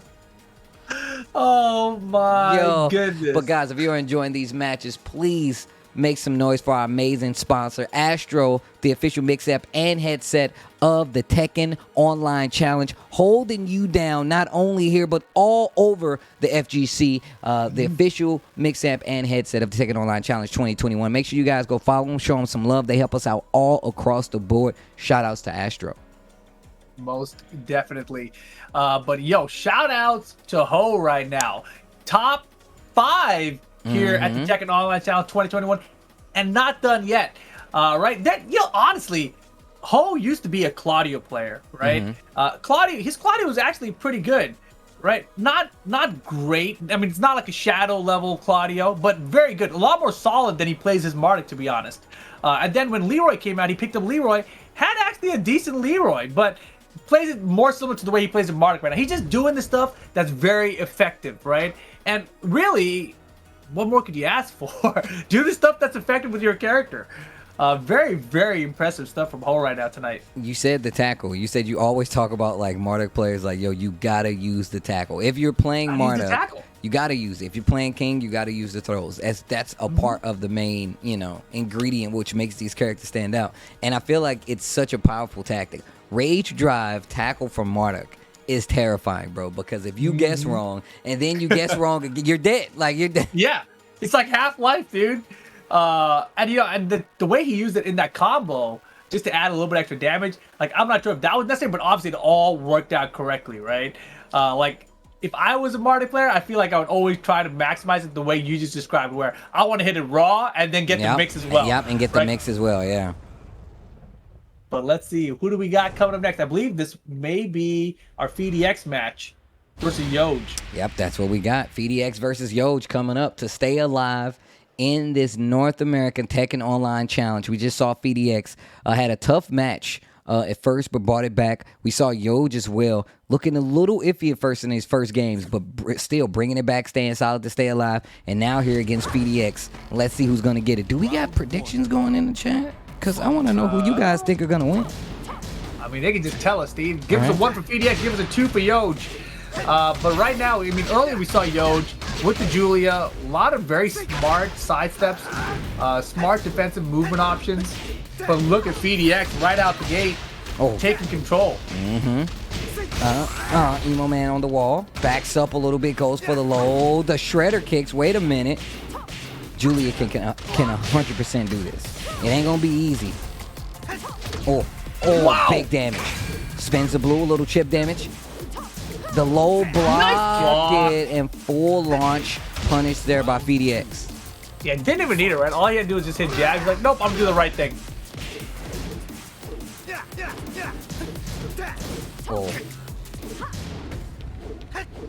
Jabs just to try to see which one each other are going to do on the wall.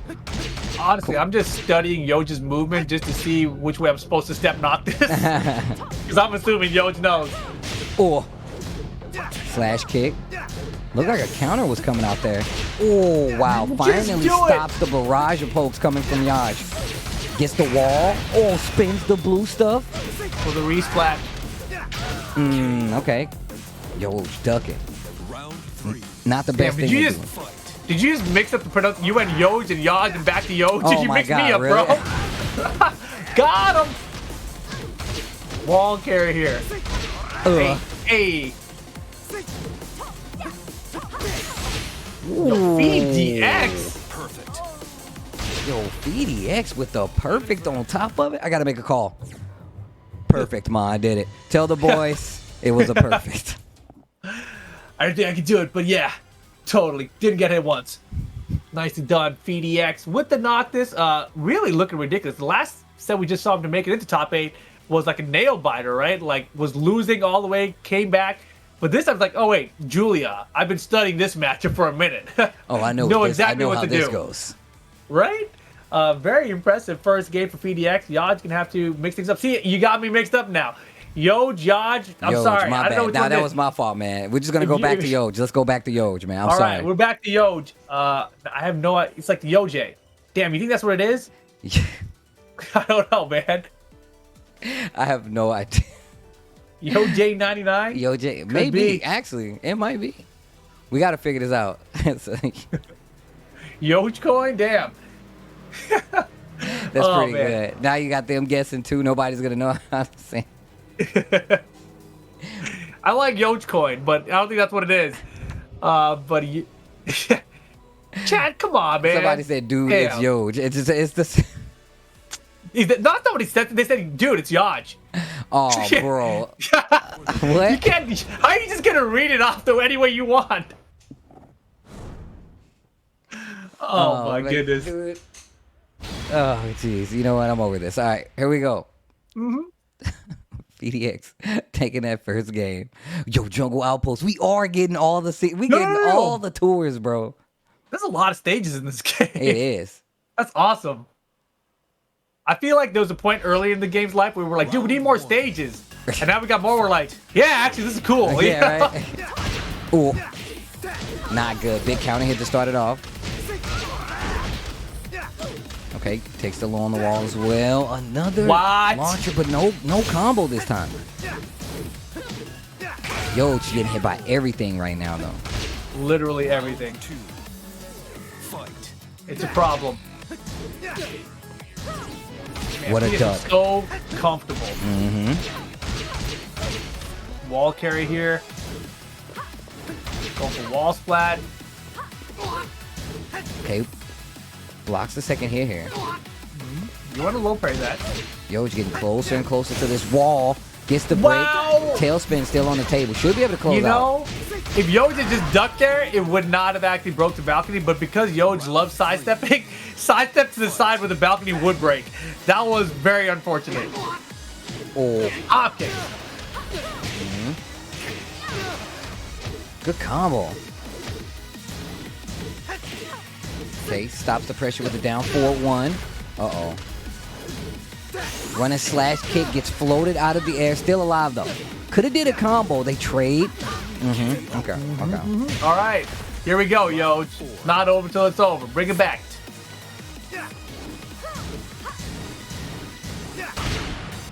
Got him. Shotgun spin this. Gets the wall break. Oh, the drop. Okay. Oh, tries to move around the magical four. David Blaine in the house. Oh. No duck. Might have needed that one. PDX looking to close it out here.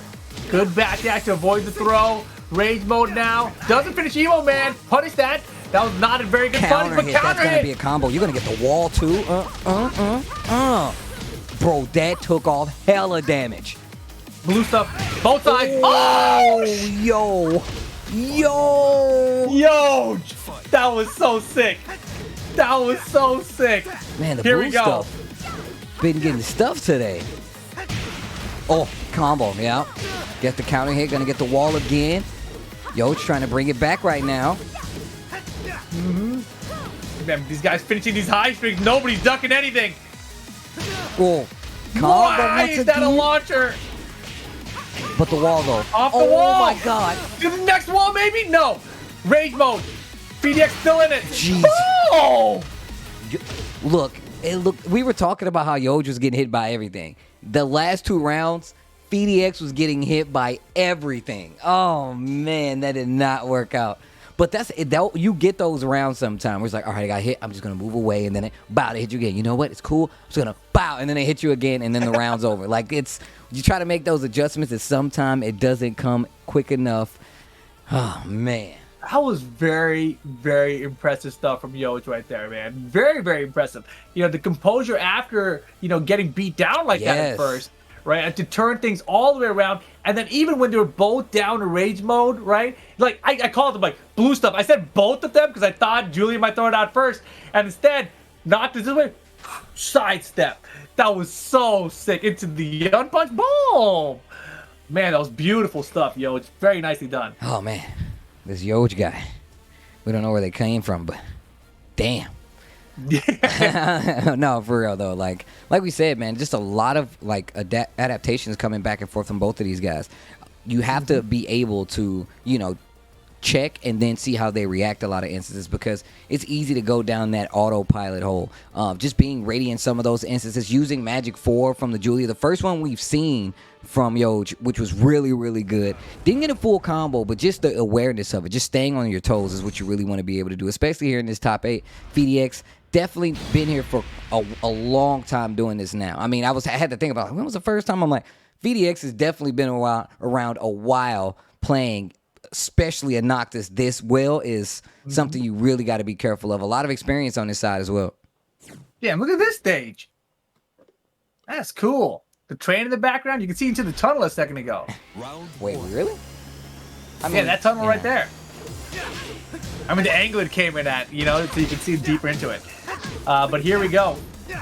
Final game between these two players. Infinite stage. FDX prefers it. Beautiful. That's why. FDX core gameplay, backdash, whip punish. And very, very good. That's some core Tekken gameplay. Perfect. Okay, clean gets the perfect. Last match here on loser's side. First round goes to FDX. It's looking good, though. Looking good, though. Yeah, but this is how the second game started. You see, yo. It's also how the first game ended. Yeah, damn. Hey, Ma, I got a perfect. Man, this slow-paced game. Oh, wow. That's going to be a combo. Man! Dude, that's twice that's hit him, and FDX is like hesitating and then ducking into it or something. Oh, it's going to give Julia the life lead, too. Fishing with that magic 4. Fishing with the 4. Why? Wow. Yo, try to sidestep it so late.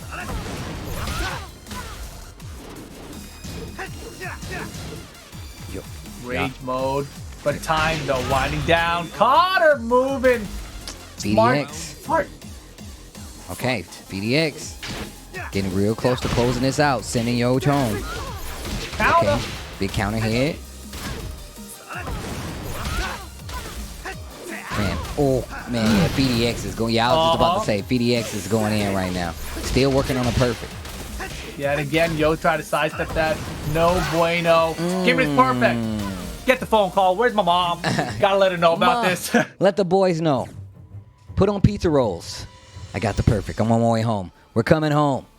FDX there. You know, getting the victory, like, I think there was like 4 perfects for FDX across those games. Oh, really? But somehow it was still seems so close, you know? So shout out to Yoj, making it to top 8, 7th place here today. Congratulations, Yoj. But FDX will be the one moving on. And FDX's reward for that, of course, you know, when you look over at the bracket, is going to be that FDX is going to get to play against Anakin. Oh, of course. what a prize. It's No, not. it's It's Dante, Dante. it's Dante. I was about to say, Hey, that was on the somebody bottom side. swapped that, right? That wasn't like that before. I think Was so, it? though. I'm pretty sure it was, though. I'm pretty sure it was. But it's okay. Damn. It's all right. It's all right. My bad. So it's I want to see how Anakin adjusts versus some of these newer players, newer name players that don't typically go offline but play online. And then Dante versus FDX right after that. And then, of course, Joey Fury versus Junior, like I said at the very top of the show. So we are very much getting down to the end here. It's going to be a lot of points on the line, I feel like, because all these guys are fighting to get more points, especially Joey Fury, who's pretty high up in the standings. And people who are high up in my standings, all the fine folks over at Astro who hold down the whole entire FGC as well as the Tekken Online Challenge, the official mix amp and headset and mix amp of the TOC, the Tekken Online Challenge. We very much thank you guys for holding us down and continuing to support Tekken 7. Of course, man. But, you know, I really love how production has changed for this Tekken Online Challenge. Obviously, you guys have seen the new stage intros we have. Plus, we just saw that, like, on-deck screen which showed you the matches coming up next. That was so cool because you get to see, like, and get excited about what's coming up. Right? And I feel like it kind of keeps the people waiting. They already know what's coming down the line. Keeping you guys updated is a big part of this. I do love the production that we have here for the online challenge side of things. And it's definitely evolved. The gameplay has evolved. Everybody's gotten better. The production is getting more in tune with, you know, the online infrastructure. So it's balancing it out across the board. I'm really happy to see it. And this new background, whatever's behind us right now, and like the one below us, around us, and what I'm talking about, you know, this animated thing around us, that thing's cool too. I don't know what it is. That looks like the glass, you know, when they do like the break to the versus screen, it looks like that. The one behind us right here is, but the one behind that, that's animating around. I think it's the both same of us thing. right They're now. just like cascading into each other. I could be wrong, and this is very techie. I feel like. Either way, guys, thanks I for know. hanging out. I'm sorry. It's what I'm about. I like It's I like cool. talking about these I things. was doing. We could go all the way into it, but we got another match coming, guys. We got to pay attention to that. I was distracted, bro. It's the first time here. It's new. Oh man. No, but New I'm pretty shiny sure. toys. I'm just saying, man, that was pretty good, man. I mean, Tekken 7 has some really, really cool like graphic overlays already, but we're getting to see them in new ways here. Just like we're getting to see a bunch of these new stages, bro. Was that like a bird that flew by? Right, that was sick. That must have been a feather or something. Fight. All right, well, here we go. Jack versus Marduk, Anakin versus Ho. And this one's going to be interesting because, on paper, Anakin wins this free. We'll see what Ho can do about it with Marduk. With this boy. 4-4-1+2. That's what they can do about it. I broke that. Did you? Oh, wow. Ragey Sue. Gotta be careful. Yeah, he can't face that third string on Anakin. Okay, jackhammer. Hold backing up a little bit. The jab just to set the president. Oh goes for the my down God! 4-2. You No throw me, throw, Ray! I throw you. Go straight to the rage. Oh my God! It missed the 4-2. And the oh my God! What? And it didn't break the tackle. Jesus. If you're a Marduk player, you tackle. Right? Damn, rip the coach. Look, I'm gonna tell all you Marduk players. You ain't got much, but you got tackle. It changes nothing. Got him, jackhammer. Yo, Oh finished boy, it? Bruh. Oh my goodness, that was such a crazy first round. But round 2, Anakin is like, all right, enough of that. Holy moly, that was a fun first round. Man, both of those first 2 rounds are actually really, really fun. Lots of dancing right here. Obviously, they like the song. Oh, bro, what move was that? I don't even know what move that was. Doesn't matter. Oh, good break from Anakin. Punish. Hey. Back it up. No, seriously, I don't know what move that was. I don't know what that was. The windmill. Oh my goodness. Bruh. Scoop! Python explosion. Ho with the round count lead over Anakin. I had to know that move name because it was so annoying. And then I was like, damn, that's a good name. Oh my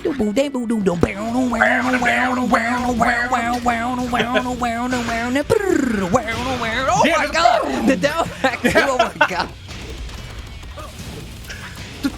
I wonder if all these instruments were in them at the same time recording, because I just feel like it's such a unique mixture. Yo, oh my God, no! Look at the wall throw. Python explosion! Explosion of pythons. Ho gets the first game. The first game over Anakin. The first game. Wow. Damn. Yo, they were swinging in that match. That was a lot of violence, bro. You go back and you watch that entire game from beginning to end, Anakin should have won. But thanks to Marduk, Ho is winning out here today, He is winning out here today. Man, Marduk is good. Trying to get this #1, bro. He's trying to live up to the name. He's trying to make sure the win quote is correct. I'm #1. But we have 2 Marduks. We got 2 Marduks still alive in the bracket right now. The only thing is Ho could potentially be going home. Not with the way they're playing right now, because they're up in the set 1-0 versus Anakin, and there is so much back and forth happening between these two. Like there's a lot of swinging between these two. Like I was saying, on paper, this matchup should be clearly Anakin. But Ho plays so crazy, right? Like, you don't really know what to expect. And the thing that I love about what Ho did that first game, he actually didn't play as crazy as he has been in the earlier sets today, right? Throwing out those strings of the high in it, you can't do that on Anakin, and he already knows that. He didn't do any of that. That was great, actually. And still has that wild play. That down back 2 he hit while you're singing the song, that was perfect. Really, really good stuff from Ho there. Playing very well right now. And Anakin, you got to clean it up just a little bit, man. You can't make mistakes here. The one throw he had into the range jar should have been the round, but ended up losing that round. Actually, no. Now that you say that, that was important. Trying to go straight for the rage jar. I don't know if even that is a combo. Maybe he did it just a little bit too late, and that's why I whiffed. Just mash, bro.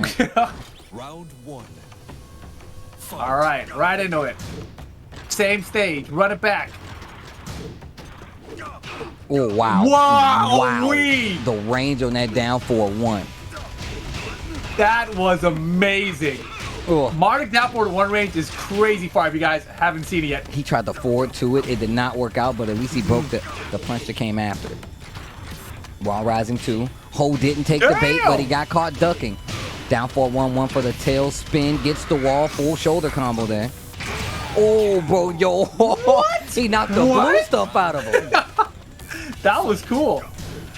Woo! Wall rising Good 1. call out. Raise the roof. Combo incoming. To the wall. Bop, bop. Turn the ankles up once again. Unblockable. Unblockable. I got a ball head. Okay. Where are we? Damn, the mix. Now he's mixing them up now. See, Anakin knows that Ho's really looking for the lows now, so the mids are starting to come out a lot more. The high school nut punch. One.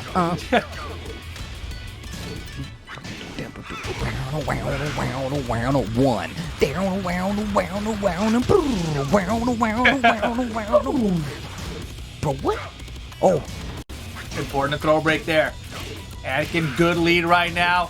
Everything working out in Anakin's favor. But wall behind him here. Ho hitting the brakes. That was a downward one. Would have been good. Full 4-2. Damn. The wall saved him, but it doesn't save the round. Anakin brings it back 3 rounds straight. Say it with your chest.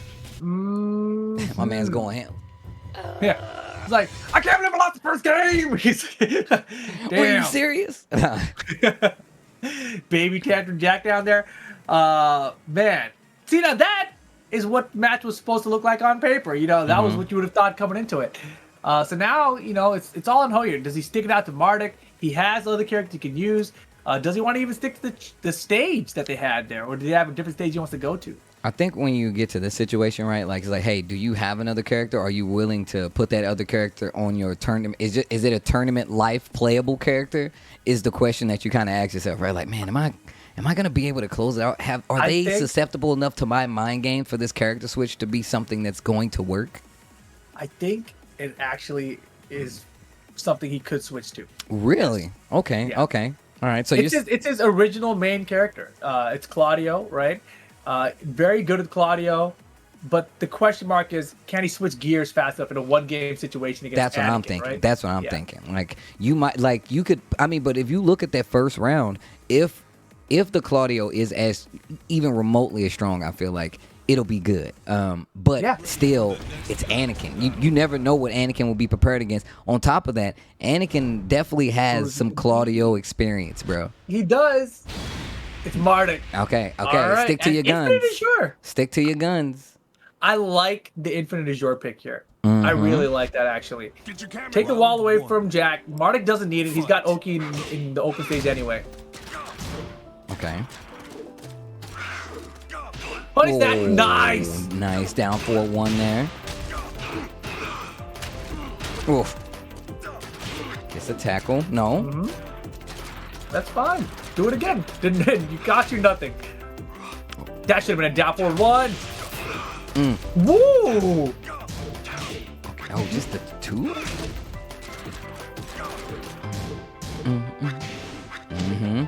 There's that low game that I was talking about. Anakin, the professional. My man might as well be a foot doctor the way he be tapping you on the legs. Ooh. No break on the tackle. Breaks the punch option though. Yo, and left him out of range. That actually worked out. And now Marduk's out of range. You should have did it earlier. The mix. He messed up the pythons. Watch out for the tackle. Oh boy. Is that enough? Dead. I'm #1. Damn, I can't believe he won that round. All right. Game number 3, round number 1. Ho takes it.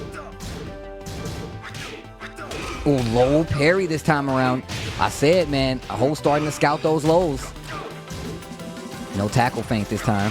Oh, I got a tackle too. No. The low parry. And trying to stagger the lows is not working out. Ho on the verge of taking and knocking Anakin out of this top 8 for the TLC. No way. It's not even close yet. Hold on. It's only 1 round from here. Comes the Volcano Buster. Anakin to the other side. Here comes the combo this time. Step on him. Step on him again. What are you doing, Ho? Block the debug. Blue stuff whip. Nice. Okay, get him out of the mix-up option. Low block too far. Oh, the tackle. Oh, Oh, my God. I told you, Steve. It's tied up. It's not on the verge of anything. Punish. Yeah, Ho really threw that round away. And Anakin now back dash, down forward 2. Right back into it. Oh, boy. Clobbering time. Ooh. What the hell? That jab reached? Jesus. Okay. Round 4. Uh-oh. Fight. Got him. No. Oh, boy. That was hella lucky. Oh, the down 4-1. Setup City. Get your Get in ass this in this air, bruh. Thought I was playing. Yo. Get down 4. here. What we doing? What are we doing? Oh. Too far. Oh, you did that again. I can't believe he did a low. Ouch. I can't believe Anakin did a low. I can't believe Ho left him alive. Down 4-2 Jesus, completely dude. These whiffs. down 4-2s are so scary for Anakin because it could kill Ho. Bro, I don't want to blink. Ho's gotta be so careful. My eyeballs are going to dry out. Oh. Don't blink. Ho's got to be careful. Stop letting him tip your Oh my God, the down 4-1-2, excuse me, Anakin. Anakin takes it over Ho. What a set. Oh my God. Anakin moving on in the tournament. And, you know, in that situation, right, that final round situation, Ho had just under 50% health. Anakin with rage mode, very little health as well. So if he hits a down 4-2, that's like really the one thing that's going to kill you quickly, right? So Ho is just taking the down back once and then just got impatient, ran in there to try to do something to close it out. If you're going to do anything to close it out, just tackle, bro. Just tackle, you know? You know what's crazy? Anakin's lows for the last 3 rounds before this were not working. He would be like, I'm a stagger low. It was low parried every time. The last round, he's like, you think you're going to stop me from doing it? Hit him with like 4 of them, like bow, bow, bow. He's like, all right, now I got it down 4-2. And it works out. Oh, man. I mean, if you go back and you watch that last round, he threw out down 4-2 like 4 times before it hit Foodie, you know? So from a distance, nice try, too. Ho. Yeah, From yeah, a very distance, far too. away. Because he just wanted to like clip him coming in, like come to anything. I just want to land something while you're coming in and doing an attack. So not the best choices there from Ho at the end, but a good set overall. Had the lead, made it interesting. Nicely done, but it will be Anakin moving on to the top 4 of this tournament. And a lot of the line here, because as we were talking about earlier, Anakin not even in the top 8. You look at the ticker down below. Right, that ticker down below is showing you the top 8 players that are going to be in that regional final for America. Right, you get your 4 best dojos plus this. Right, so this is the this. This is the this. Anakin needs to do well here. Top 4 definitely going to help, but honestly, he's probably going to need more than that. So yeah, that's true. We'll that's see true. what happens. This will definitely be. I feel like what you do when you enter these kinds of tournaments, especially when there's points on the lines, it's a continued event. But there's a lot of these events that you guys can check out. There's going to be in many regions. We can take a look at it right now. The online masters and regional finals all listed here, right? North America is what you guys are looking at, but we got Central America. We saw South America, West Europe, and just every date down the line. Essentially every weekend from here on out, you're going to be able to find some Tekken in a different region of the world. So like I said before, there are going to be more opportunities to get points, but right now this is the beginning, right? You're going to want more points. Anik is going to need every last one of them, considering he's not even showing up in this top 8. So make sure you guys sign up for your region's Tekken Online Challenge 2021. So many regions represented, Dude, man. I'm looking at this and I'm like, West Africa and South Africa are both on this list. That is so crazy cool to see, right? These are regions that have Tekken scenes. You know, there was supposed to be, I think, I forgot what they call it. What they call the Masters events, and then there was a mid-tier event and then Dojo event. The mid-tier one, we had one in South Africa when we last had the offline event. Yeah, regardless, I really right? wanted to go to that bad boy. I remember we were, because that's when we were doing like some of the announcement shows for when we were gonna go next, and like the TWT, we were going everywhere. So it was a bunch of dope events that were announced, and I remember South Africa being on there as well. Challenger event. Challenger event, yeah. I think that's really dope, man. I really want to see more regions get that Tekken spotlight, man. We see it for other games, right? We see it for other games. I want to see every other scene in Tekken. It's one of the reasons that I love traveling. It's one of the reasons we travel so long to do it. I think Yeah. it's already time, and we've been seeing it because of online, oddly enough, that we're getting a lot more representation. But this is the NA Tekken Online Challenge. Make sure you stay tuned for yours. Still the top 8 well underway. Loser side action. It's going to be Dante going Woo. up against FDX. Okay, I'm taking notes Bruh. here. Whoa! Yo, the digital look, they're actually trying to sell these stages, bro. They're selling them to me, man. I'm buying this one. If this was the Pac-Man stage, though, I would have been losing my mind. Just FYI. Bro, this is crazy. Okay, so I'm gonna take some notes here because this matchup with Law, I really don't like it. So teach me, Dante. Show me the way. Oh boy. Gets caught by the running attack. Damn, he almost And knocked now him we're out at of the wall. ring, bro. I mean, Noctis could just straight up 2D jump over that. Thing, right? Exactly. If you're a referee, you're like, yeah, we got these fences. You just see him jump. Sir, he just jumped out of the ring. He's using fire as well. Is that allowed? Oh, emo man to take the first round. Round 2. Damn, that's a lot of people there. Now that once we've seen it, thanks to them showing us around, there's so many people in this arena. They got to put us in the background, man. Right? Put the commentators in the background. Let's put us in the background, bro. And then you can like vary it up and you can just, have it like me, you, MYK, Mark, man. You put Eric in there too. You just put all rotate of it, them in bro. there. That'd be sick. Right now, though, Dante struggling a little bit. Nice low parry from PDX. PDX used to be a Law player, by the way. So has a lot of knowledge about the character. Oh, wow. Yeah, that's going to catch you. Forward input. And it's a mid, and it's a wall splat. It's all good stuff.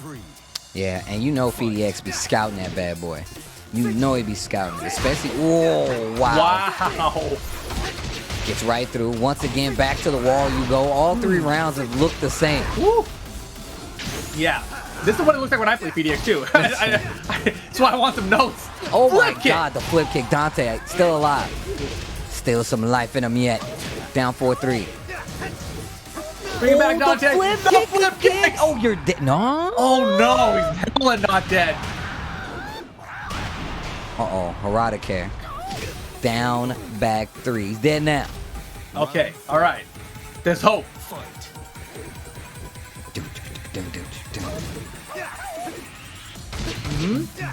2-2.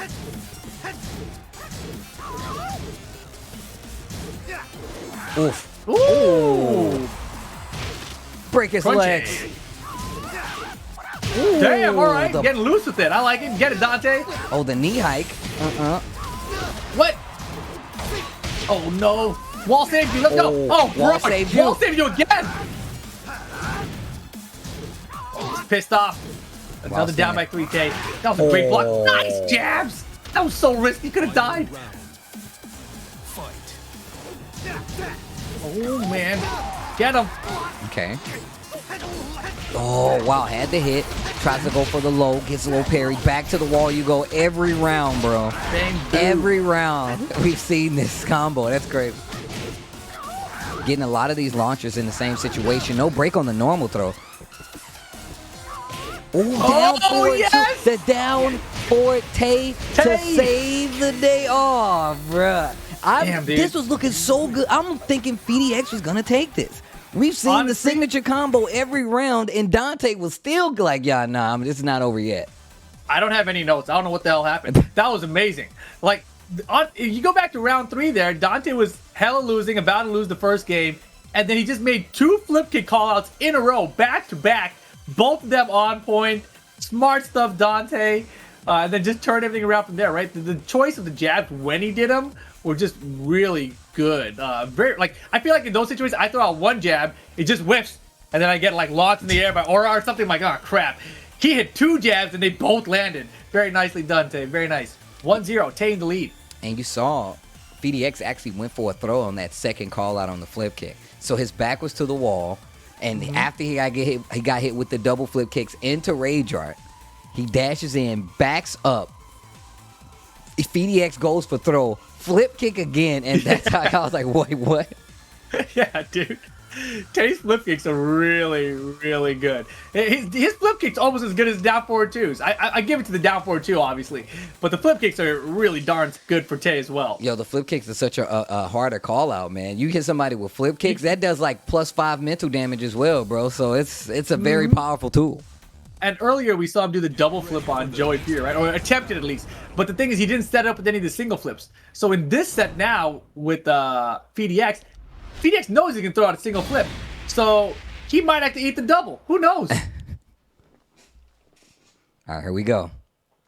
Game 2. The digital real estate agent. This is a train yard. We got a few of the workers hanging out. Nice spotlights. We got a spare train there, too, just in case you need another one. I don't think I want to live here. It's pretty cold here. No, it's not real snow. It's not real snow. Okay, lots of jabs. Extends the combo.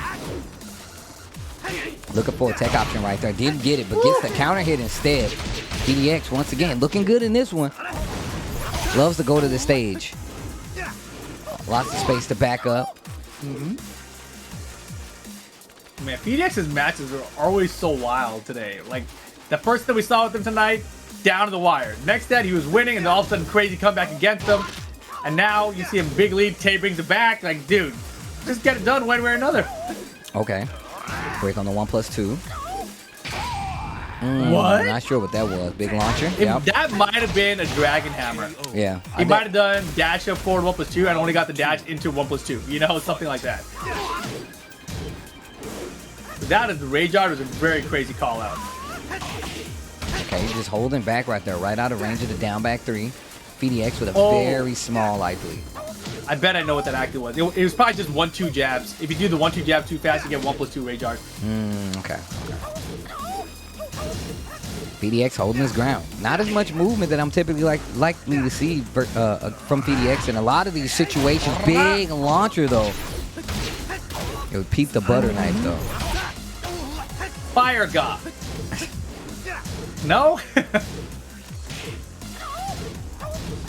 Oh, Magic 4. Magic.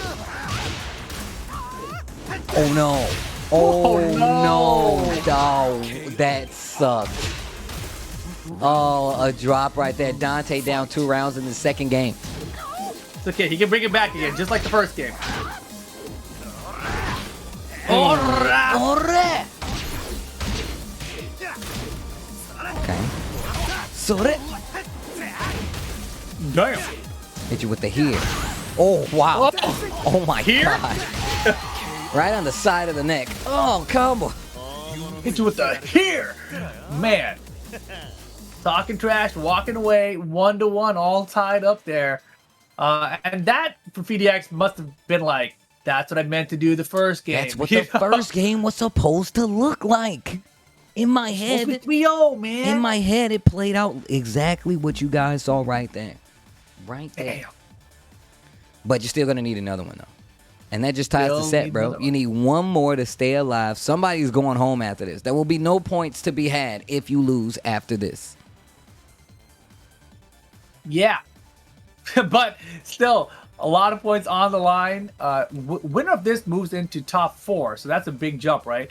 And to get Anakin. So FDX, if he wins here, gets a run back of the person who sent him to the loser bracket in the first place. That's the only person that FDX has lost to in this tournament so far, right? So you know he wants that run back. On the other hand, Tay, if Tay moves in the top 4, then Tay has a good chance against Anakin as well. A lot of experience there. Plus, Tay in the same boat as Anakin here, right? Not a lot of dojo points regardless, so wants to do as well in this tournament as possible to get as many points to get into potentially that top 8 for the regional finals. Well, it ain't going to be easy. We've definitely seen a lot of adjustments just in this top 8 alone from these fighters. So, you know it only gets more and more tense from here. One game apiece. Somebody's going back to the living room. They're already at home, but they're going back to the living room to finish watching this tournament. Not in it. But here we go. Mishima Dojo. Man, that digital real estate agent deserves a raise. I know you guys think that this wall's supposed to be here, but it's not. It's actually scenic. Oh, I love that window. Yeah. Round 1. Damn, and the moon's out there too? Perfect. I'll take it. Where do I sign? Oh, what a duck. Whoa. What the hell? Whoa. 4 for 1 plus 2. Oh, I wasn't sure if the wall was going to be there or not. Man, the success rate on that move. But still breaks the normal throw. Got him. FedEx. Playing a lot more compact as well. Typically, I'm used to seeing FedEx play from these very far ranges. And now, just finding a lot of counter hits whenever Dante decides to try to go for these ranges. What a whiff punish. That is something we have not seen from Dante today, right? The 3+4/4 whiff punish is not something we've seen him go for. And it's actually one of the things he's best at. Okay. Closer and closer to this wall. No! This is not looking good. Getting hit by a lot of pokes here from FedEx. And FedEx is on set point right now versus Dante. Oh, counter hit on the banana peel. Oh no! Low parry to answer back. FedEx is in his bag right now. The emo man. Okay, wait a minute. Alright, Dante. It's time. Damn, you just activating him? What is this, some kind of sleeper cell law play? It's time.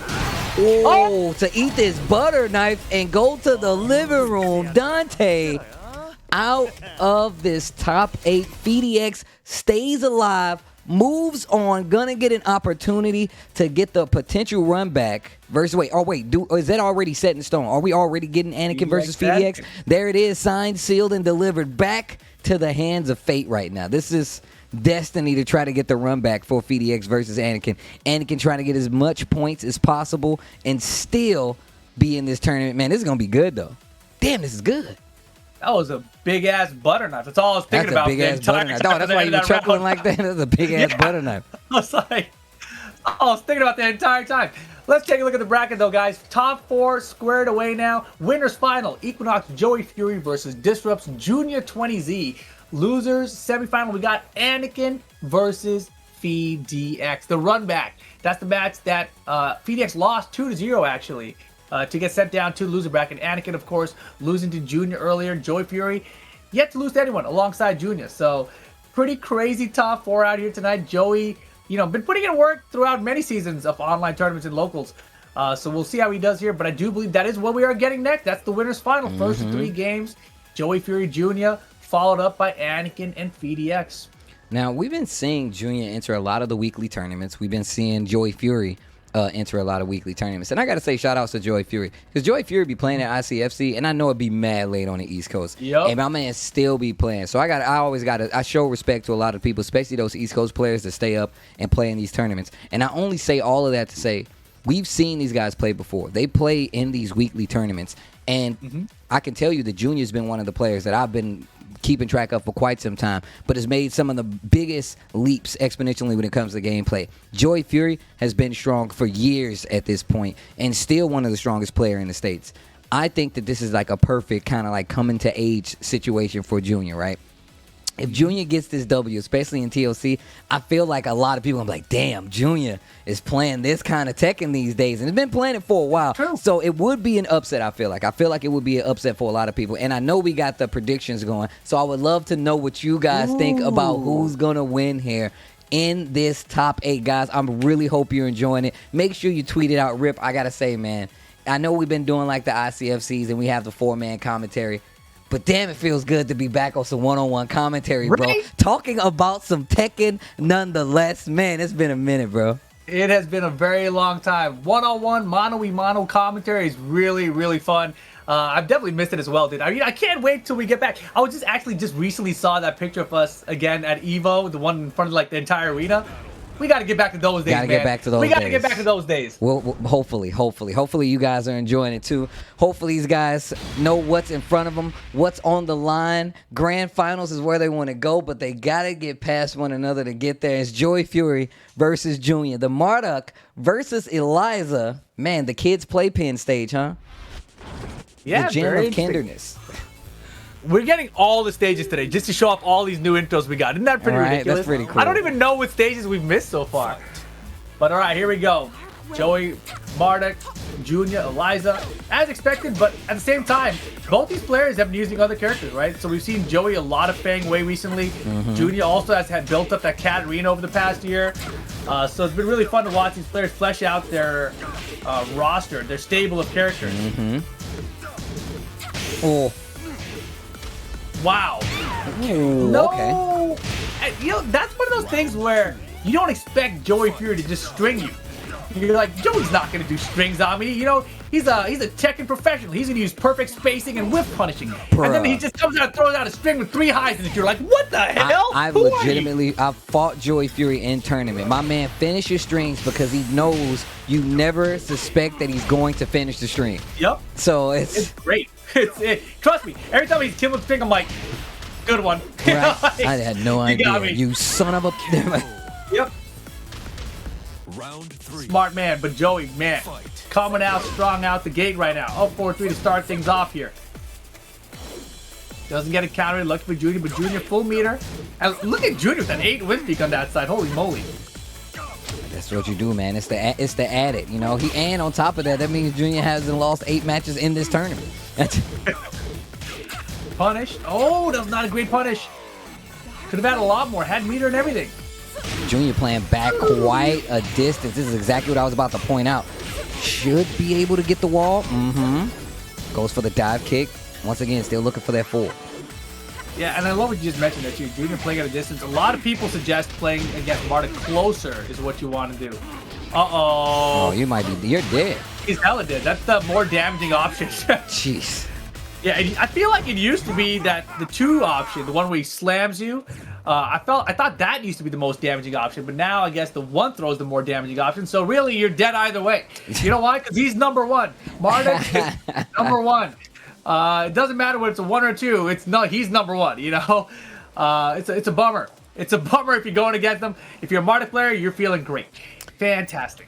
Well, we still got more of those. Junior can definitely turn this around. I do like him playing at a distance. I feel like it just makes so you have to respect like dive kick. You still have to play that closer. You have to play a little bit more cautious because she does have projectiles, right?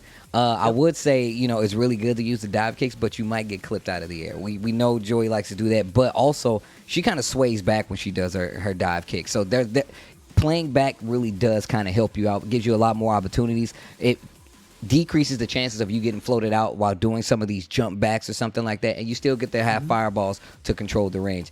And that's something Junior's going to have to work on because I can tell you right now, Joey is playing so aware right now. He's like, yo, you know what? You can play that distance, but if I get close, you do know I'm going to try to do as much damage as possible. I'm not going to play too crazy. And the string, the guessing is going to be, am I going to finish the string? Are you going to swing in the middle of said string, and do you know how to punish it? So Joey just checking all the bases right now. But Junior can still do something. He can definitely still do something.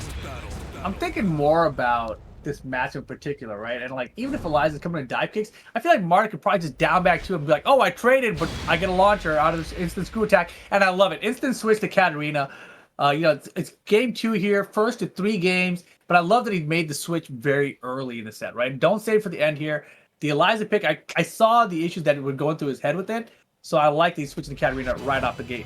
And here we go. Let's see what he does with it. One of the few Katarinas that we actually get to see. I'm really interested to see how he's going to play this matchup, though.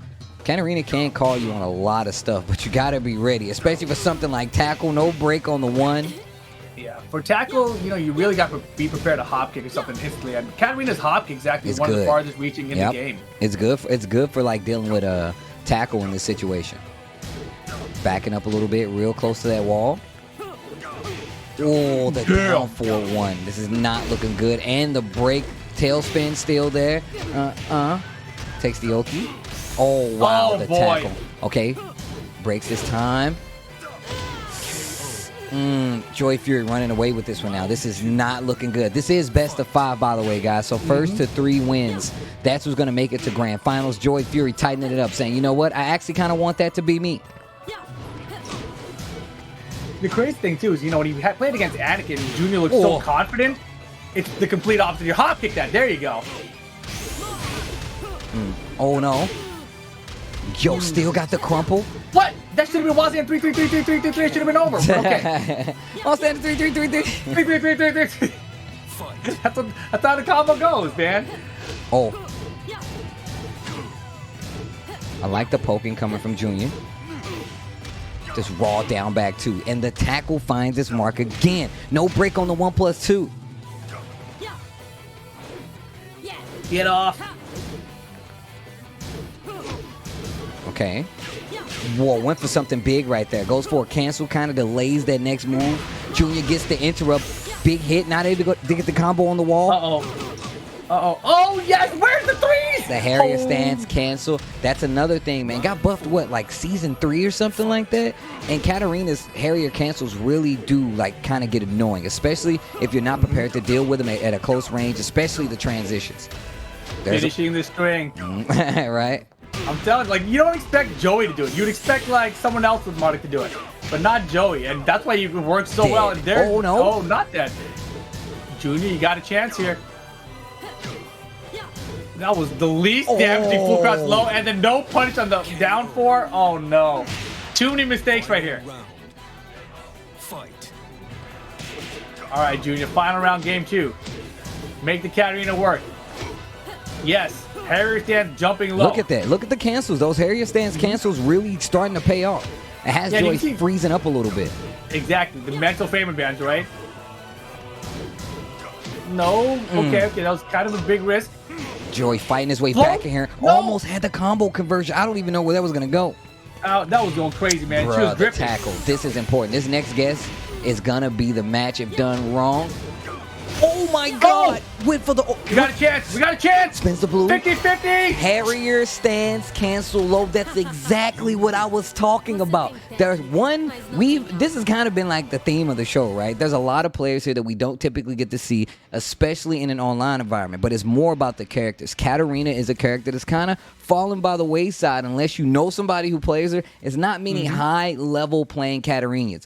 Junior is one of those high-level playing Katarinas that you need to look forward to. One of the things that he does better than most Katarinas, because I don't see many, is that Harrier stance cancel. And it even had people like Joey Fury freezing up. And now the range gets to be played. We're not seeing much down 4-1 from Junior. Down 4-1 is a damn good tool for Katarina because a lot of people get hit by playing that range. You still have access to just her kick strings as well. That hop kick is another thing that you have to be worried about at that range because she has lows out of Harrier as well and just good chunky lows in general. So this matchup, like you said, going straight to the Katarina pick versus Mardik seems like a very good call. Now that I'm looking at it, I'm like, oh, damn it. Actually, she's got a lot for Mardik to have to deal with. That hop kick being one of them, the Harrier stance being another, and these big chunky lows being another one. Yeah, the way Junior played with the Eliza, it was pretty clear to me that he was scared of a lot of the options from Mardik. So, just take that right out of the equation. Maybe he picked the Eliza first, hoping it was going to be a different character. Like maybe thinking maybe Joey's going to try to come at me with Fang or something else, right? Yeah. But coming out here with the Katarina, and getting that W there in game 2 is really important because I really feel like he did not play his best Katarina in that game, but he still got the W. So it's only going to improve from here. Let's see what happens here. Joey switching stages to violent systems this time around. And the Katarina pick, there was a lot of things wrong with what he was using with Katarina. Like that one low he blocked, and he did like just the crouching low kick. He meant to do like a full crouch low, right? The one that does way more damage. Before that, he blocked it down forward, no punish, right? So all of these things he's going to improve upon as long as Joey lets him stay with the character. Actually challenges the Harrier cancel right there, but the while standing 3 gets the launcher. Joey Fury gets the wall. There's the down 4-1. It's starting to come out now. This is exactly what I was talking about. Shake my hand. I just want to shake your hand. What a sidestep. Good stab. All right, the 2-1. Uses the Veil to cancel, goes straight into a special move after. A good call there. Oh. Good move. Nice backswing. Wow. And gets the clean launcher. Nice backswing. Man, Katarina's backswing blow is really annoying. It is minus 12, but it recovers so fast. It's one of those moves. Yeah, it's also, it's a really good backswing blow in terms of, its evasiveness. Look at the range. Look, Harrier cancel. Low parry this time around. Says, look, I know you're going crazy with it, but I'll take the chance and duck. Oh, gosh. Get out of there. Oh, counter hit on the wall. Get off of me. Get your clown pants on. Oh, God. One of her weaknesses. She doesn't have a good throw game. Down back 2. Oh no, the What? drop. The drop, Oh, that's that's a really huge big. drop. Joey Fury wanted the kill. He was going for the 1+2 Hell throw. yeah. Oh, Harrier Oh low. no. Harrier mix. Oh, you're dead. Oh, no. I thought that was the rage Why drop. did you do that? Oh. He was Wow. hoping Joey would stay there. Joey held back. Oh, God, the song. Yo, Northern Lights, hold it. The legs. The low cast. parry. Oh, yes. Yo, the fake out. The Veil 2 fake out. You got to do it sometimes, man. Fight. Joey does it really well against people Whoa. who are good reacting to tackle. I could have swore that down 1+2 was going to crush that. Catches it, reverses the tackle, and hold it again. That's a free mount. No, he misses it. You actually have to hold the 1. You have to I hold think it. he wanted the Oki actually there. Oh, yeah? He went for the down forward 1 immediately after. I mean, it could have been that's just his reaction when he messes it up, you know, but that would have been good Oki too there. Yo, look at the pressure coming from Katarina. Yo, just standing 3. No punish. Ooh, 2 right? parlays. 3. Nailed it. Perfect execution from Junior. Final round, game 3 to take the lead in the set. Also, this actually makes it really good for Anakin. If Junior can get a bunch of these points, Joey Fury goes down lower in that placement, makes he's going to get even less points, changes up the bracket quite a little bit when it comes to who's leading in the TOC. But wait a minute. Joey Fury in this game number 3. Oh, God. Down back 2 on the wall. Veil 2 cancel. Tries to answer with a hop kick. Not going to work. Boy. Oh. Got your legs, lady. Damn. Close one, but Joey holds on that time. And Junior really started rushing down with the Harry stance mix-up there, right? But man, Joey's offense, going for the lows, a lot of them paying off there. A couple of Oki situations just not in Junior's favor. So, you know, and Martin, one of the few characters with really good Okazemi in this game, right? Like, if he knocks you down, you really have to make the right decisions, or it's going to be very costly for you. Whether it's either, you know, guessing the correct ground throw, or whether you're guessing whether you're going to get, you know, launched by down forward 1 in your back roll or something. Very, very scary situations that is forced upon you when you're going against a Martic. Yeah, that's why that matchup, you got. I feel like that's definitely some required matchup knowledge that you need, right? Like, we talk about all these other characters like Yoshimitsu with the unblockables and stuff like that, but I feel like a good Marta could really put you on your toes, man. Tackle, knowing how, and I feel like it's so strong because it's kind of based around one tool that's good no matter what. Yeah, I feel like even if they break the tackle, they're not gonna break them all, right? And Marta gets to keep that fear on you, right? Like, well, now you know that I could do tackle. Or you gonna break all of my tackles? Like, it's one of those that you could try, you know what I'm saying? You know, like, it's definitely one of those. But you have to keep doing it. When you stick to a character like Marduk, I feel like a lot of people don't want to say it, but Marduk is definitely like an intimidation character. Takes up a lot more space. He has like these stance cancels you have to be aware of. And I feel like he's one of the few that keeps you on your toes. That tackle really does interrupt a lot. And if you miss a break, I'm telling you right now, it's like in online Tekken, it does even more mental damage. Like, it does even more mental damage if you don't break it online. All right, well, Junior switching to Island Paradise. Definitely one of the stages he prefers to play on. It's a beautiful beach. Bro, I'm telling That's you. apparently not in Poland. I don't know why. Why did you think this was in Poland? Because it came out with Lydia, Bro, who's from Poland. I don't think so. I didn't think this was in Poland at all. What? I don't know, man. Round one. Was it the Let's sea put dudes? one and one Is it because of together. the sea dudes? Is that why you think this is in Poland? No, it's because there's a beach in Poland. Okay, all right, I guess. There's beaches a lot of Tackle. places, though. No break on the 1+2. That's a good point. Oh, tackle again. Like I said before, it's a very, very simple formula. But if you know they're having problems dealing with it, oh, you could have did more than that. Harrier low. And this is what got him called out last time. Last time, Joey went for the wild standing 3 to get the big interrupt, the elbow drop right in the middle of the back. The damage. Oh, Why? from under the bed. The monster under the bed? Oh, did clamp the ankles?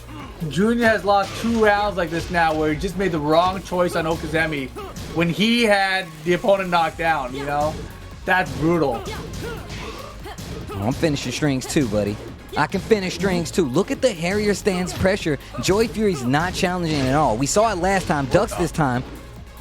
Back to the wall. You got to be careful. Marta can get a lot of damage in these situations. Full crouch. Low. Down forward 1. This is going to be the balcony break. Side switch. No. Just goes for the down back 2 to get the tail spin. I was like, yeah, the tech roll, you got to hit the buttons right immediately after that. Oh my gosh, how did he get a full tackle off of that? As soon as you start running. Yo, the jackhammer? Wait a minute, Joey Fury. Who does this man think he is? Oh, yo, domino. Okay, down back 2. Down 4, full crouch. Okay, speaking of full crouch, speaking of the lows, I'm a low parry that bad boy, says Joey Fury. That should be the round and set point here to send Joey Fury to grand finals. Junior has to say something about it, though. Good block. Yeah. All right, playing back a little bit. Sun in the background. Going down. Get off of me. Man, this song is so tight. Good punish. Tackle broken this time. You got to hop kick those. You hear me? Good timing that time for Joey on the tackle. No, committing to the hop kick, tries to finish the string. Joey Fury still gets the interrupt. Yeah, knew what he needed to interrupt. Now time winding down. Joey looking to move it to grand finals. Defense looking good, though. Still 10 seconds. Joey Junior can definitely still do this if played correctly. Breaks the throw, still has a chance. No rage on the table, though. No, the low parry's called out. That's not going to be enough time. That means Joey Fury. Sunsetting on Junior's winner bracket run. Joey Fury to grand finals. Junior down to the loser side, where he will be going up against the winner of either Anakin or FDX. Fun stuff still in store for us here today at the Tekken Online Challenge 2021 for North America. Points on the line, Mr. Steve. Points are on the line. Points are on the line. Joey Fury securing that grand final showing, so definitely going to get some points no matter what, right? No matter what, still gets points and kind of secures, that placement for the TLC point-wise coming from NA. But let's take a look, like you said, one more time. This bracket, Joey Fury sitting pretty. A reset if need be, but that's going to be of the winner of Losers Finals, which would be Junior versus whoever makes it out alive versus with Anakin versus FDX, which is going to be a run back. Like, no, Steve, you have to play it. And then MYK was like, Steve, you got to play it. I'm like, bro, I want to, but, I just don't have the time. But I always got time for the homies over at Astro, the official headset and mix amp of the Tekken Online Challenge 2021. The amazing folks over at Astro have been holding us down, not only in the world of Tekken, but all over the FGC world. And I want to say thanks for holding us down, especially for a big, big event like this. So shout outs to Astro. Make sure you give those guys a follow. Most definitely. Hey, Steve, everyone in the chat's talking about how ridiculous your camera is and how bad it makes my camera look. I have an amazing camera, let you all know. But Steve's camera is like a television studio broadcast camera. Like, that's cheating. First off, it's cheating. I'm just going to say that's just my lovely skin that does that. It's more about, no, I'm just kidding. You get body, bro. That's foolish. Never mind. Here's the bracket for the top 4. Joey Fury sitting in the grand finals on the winner side. You got Junior sitting on the loser side because he just lost to Joey. And then in the loser semifinals, we have Anakin versus FDX. That's going to be our next match, of course. Winner gets Junior, winner gets Joey Fury. That's going to be the tournament top 4 here today. Yeah, man. It's we've definitely gotten to the end of things here, but we got a lot of dates still left for the TLC, right? Like, in plenty of different regions as well. So even if you are enjoying this, make sure you follow all the appropriate accounts, especially Tekken and all our B&E esports accounts if you want to see more matches like this. Anakin versus FDX is what we got coming up next. And we got question marks because it all depends on who wins the next matches. They could fall on any side. Make sure you're using your points to make your best educated guesses in the chat. I just love telling you guys you're wrong. So make sure you do that. make sure you do that so we can all discuss it, make fun of your choices later, and still come back and enjoy some good-ass Tekken. But this is the top 4, like we said. It's going to be FDX versus Anakin. This is a return match. Anakin defeated FDX earlier, his only loss, you know what I'm saying, at this point in the tournament. And Double Jeopardy is a real thing at this point because it's Anakin. Like, it could be anybody, but we're talking about an Evo placer, world-renowned Tekken player, Anakin, who this is going up against. And FDX has definitely been out there racking up the victories of their own. I mean, obviously, 2-time Taste Bud Bout champion. I've seen it with my very own eyes. I talked about it myself, as well as just watching FDX week in and week out into these tournaments, which is something we talked about with Anakin, and this being a new kind of ground for him, especially being a lot more active. Exactly. And Anakin, of course, as we mentioned, needs to place as high as possible here today because Anakin hasn't been entering those weekly tournaments, those dojo events to try to gather a ton of points, right? So Anakin currently not in the top 8 for the regional finals. Needs to probably place like a top 2 finish here. Yeah. So we'll see where he can end up today. But first, got to get it done against FDX one more time. This time we're going to Brimstone and Fire. I know, right? I can't believe we haven't seen this one yet. This is just the top 8. We've got so many different stages. This is awesome. Yeah, I definitely want to see some. Oh, man, the volcano going off in the background. Oh, you know what? We need a stage. We need a stage of where Kazuya and Heihachi have been throwing each other in these damn volcanoes. I want to see that stage. That's the precipice of fate. That's where it is? Is that where it actually is? I think that's why it's the precipice of fate. Okay, all right. I don't know. All right. That's what I thought. I also thought that beach was in Poland, so I don't know. But here we go. Actually, I think you're right, though. I'm pretty sure you're right. Hey, guys, Heihachi died here. What's to say? No fooling.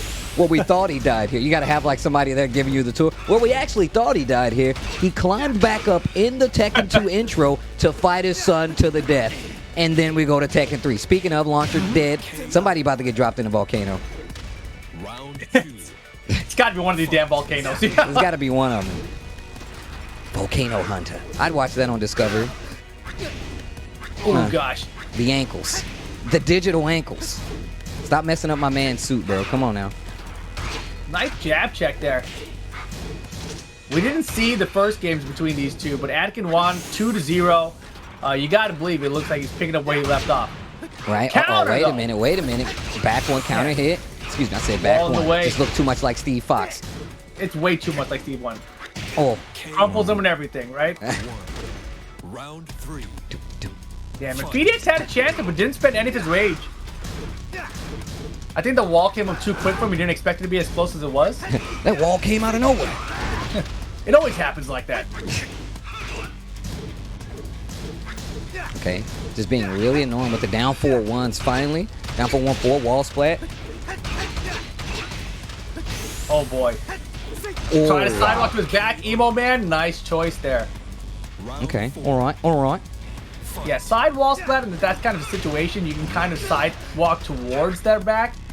So if they technically you get their back, but boom! Big combo damage here, no throwback for PDX. Anakin, one of those players that definitely goes throughout the roulette table of options to try to kill you with. He's like, oh, you're not breaking these throws? Looks like I'm going to be using some throws. Like, until you do otherwise. And he's so good at controlling the pace, right? He's so good at controlling the pace that it's really hard to keep track of what he's going to do, right? You know he's going to go to the lows. You know that's one of Jack's main tools, right? However, he's so good at placing himself, spacing, makes you second guess a lot of things, and it just opens you up. And Anakin really does excel in that play style. It's not a lot of people out here that can do that, one. Two, that's still doing it with Jack. You just don't see it as much. Not as an only character. As a main character, is not many people out there that's like, yeah, I'm just playing Jack, you know? No, for sure. And, you know, Anakin in that set just so good at controlling the pace, as you mentioned. And timing really being a huge factor here, right? FDX, he's trying to put up these mix-ups on Anakin, and Anakin's like, oh, you're not going to attack it. Boom, I'm going to attack that. You know, he always has the right timing. And that's one of Anakin's strengths as a player in general. So FDX really needs to be careful on his timing of attacks. Obviously, when he gets something started to, like that one wall came up a little too early for him. Like otherwise, I think he would have had that round actually. So small mistakes going to be huge in this situation, right? We'll see what he can get done here. Jack versus Noctis is an interesting matchup too, right? Because I feel like Jack can play at range of them. He's not really scared of it.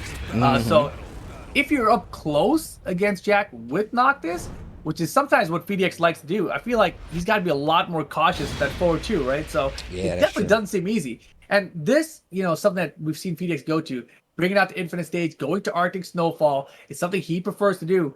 But his playstyle, what he wants to do on an Infinite Stage against Anakin specifically, is going to be so much harder. That's going to be the hard part, right? Like, you can get the stage and the whole nine, but like trying to play this style versus Anakin is going to be really hard. He kind of plays this style already. He just does it with Jack. Yep.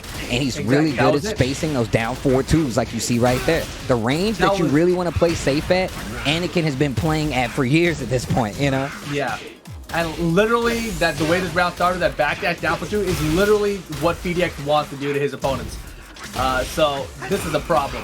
But look at the clutch low parry at the end here. Committed to it. And now he's got a long comeback to make. Ora no. Alright, no. Round 2. And Anakin looking unfazed. Yeah, he definitely don't look bothered right now. Infinite Stage, walls, no walls, doesn't matter, man. I can backdash. Little pokes, whatever. You're gonna have to come here eventually again, right? Okay, once again, going back to the legs. Jackhammer's block. And you can see him using those 2 jabs just to make sure he controls the range right there. Makes him commit to the down 4-1, and it kind of takes away from him being okay with doing these big launchers unless he's kind of like staggering his offense, right? And Anakin is so far behind Get him, your but he's ass in still this unfazed. Oh boy, Volcano busted. All caught up now. Oh my god! No, the low, a little obvious right there. Spins the boost up to gets a little space, goes to the low. No, the low parry. Okay. All right, BDX holds on to that round. Got a little scary there. I definitely got a little scared for him right there. I mean, he had a big lead, and Anakin was chipping away at it, right? Nice jabs for the keep out here. Okay, getting a lot more confident with these pokes as well. Yeah, I really like these starting to use their single jab more too, right? Not just the 2-2, but the 1-2. Oh, jacking a 1. Wow, line Get of him. hit. Yeah, he did it a little bit earlier. He wasn't standing up yet.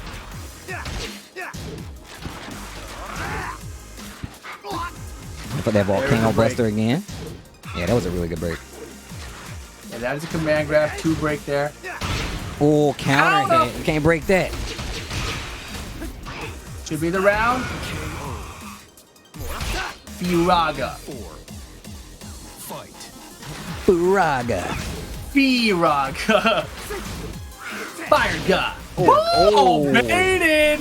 That is a classic bait from PDX. He does that spear, and if you punish incorrectly, he's ready to whip punish you and get the full launch.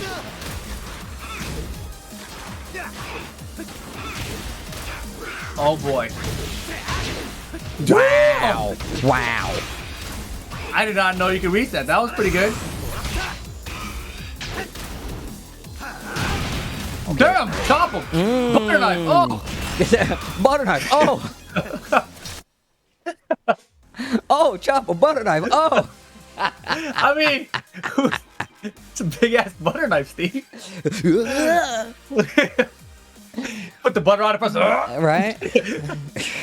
Very nice. Can't believe PDX. it's not butter. No, just kidding. Oh, damn, that's got to be the spear, right? Yeah, right? Nah, man, Man. FDX bringing it back right there versus Anakin, and I feel like what ended up happening was he was just playing faster. Like, he was like, you know what? You're getting a little too much time to think. You're getting a little too much time to space yourself for me.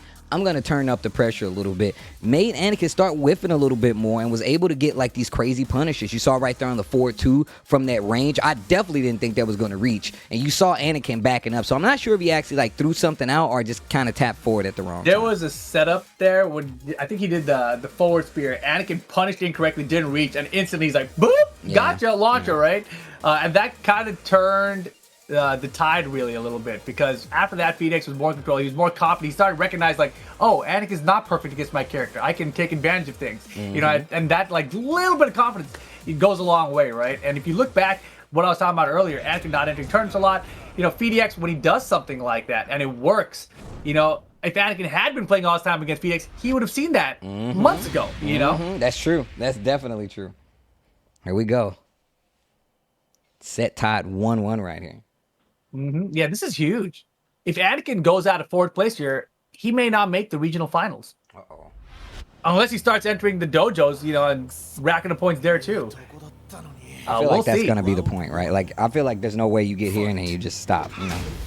Yeah, we'll see. Oh, going straight back to the digital ankles. Every time I 4-2. see Anakin with Jack, it makes me want to play Jack. Oh, really? He makes it look so easy. Like, that's it. He's got it down back 1, you know, while standing 2, down back 1. I was like, I can do that. You can definitely do that. You got a really good way. You have a good form of just annoying players in general. So I feel like you can do It's that. not even players, it's just people in real life. That's definitely true. I've seen you do it. I've seen you do it. I've experienced it. I'm not only I'm not only a practitioner, I'm a member of the club. Yeah. Okay. I'm just backing Anakin up to this wall right now.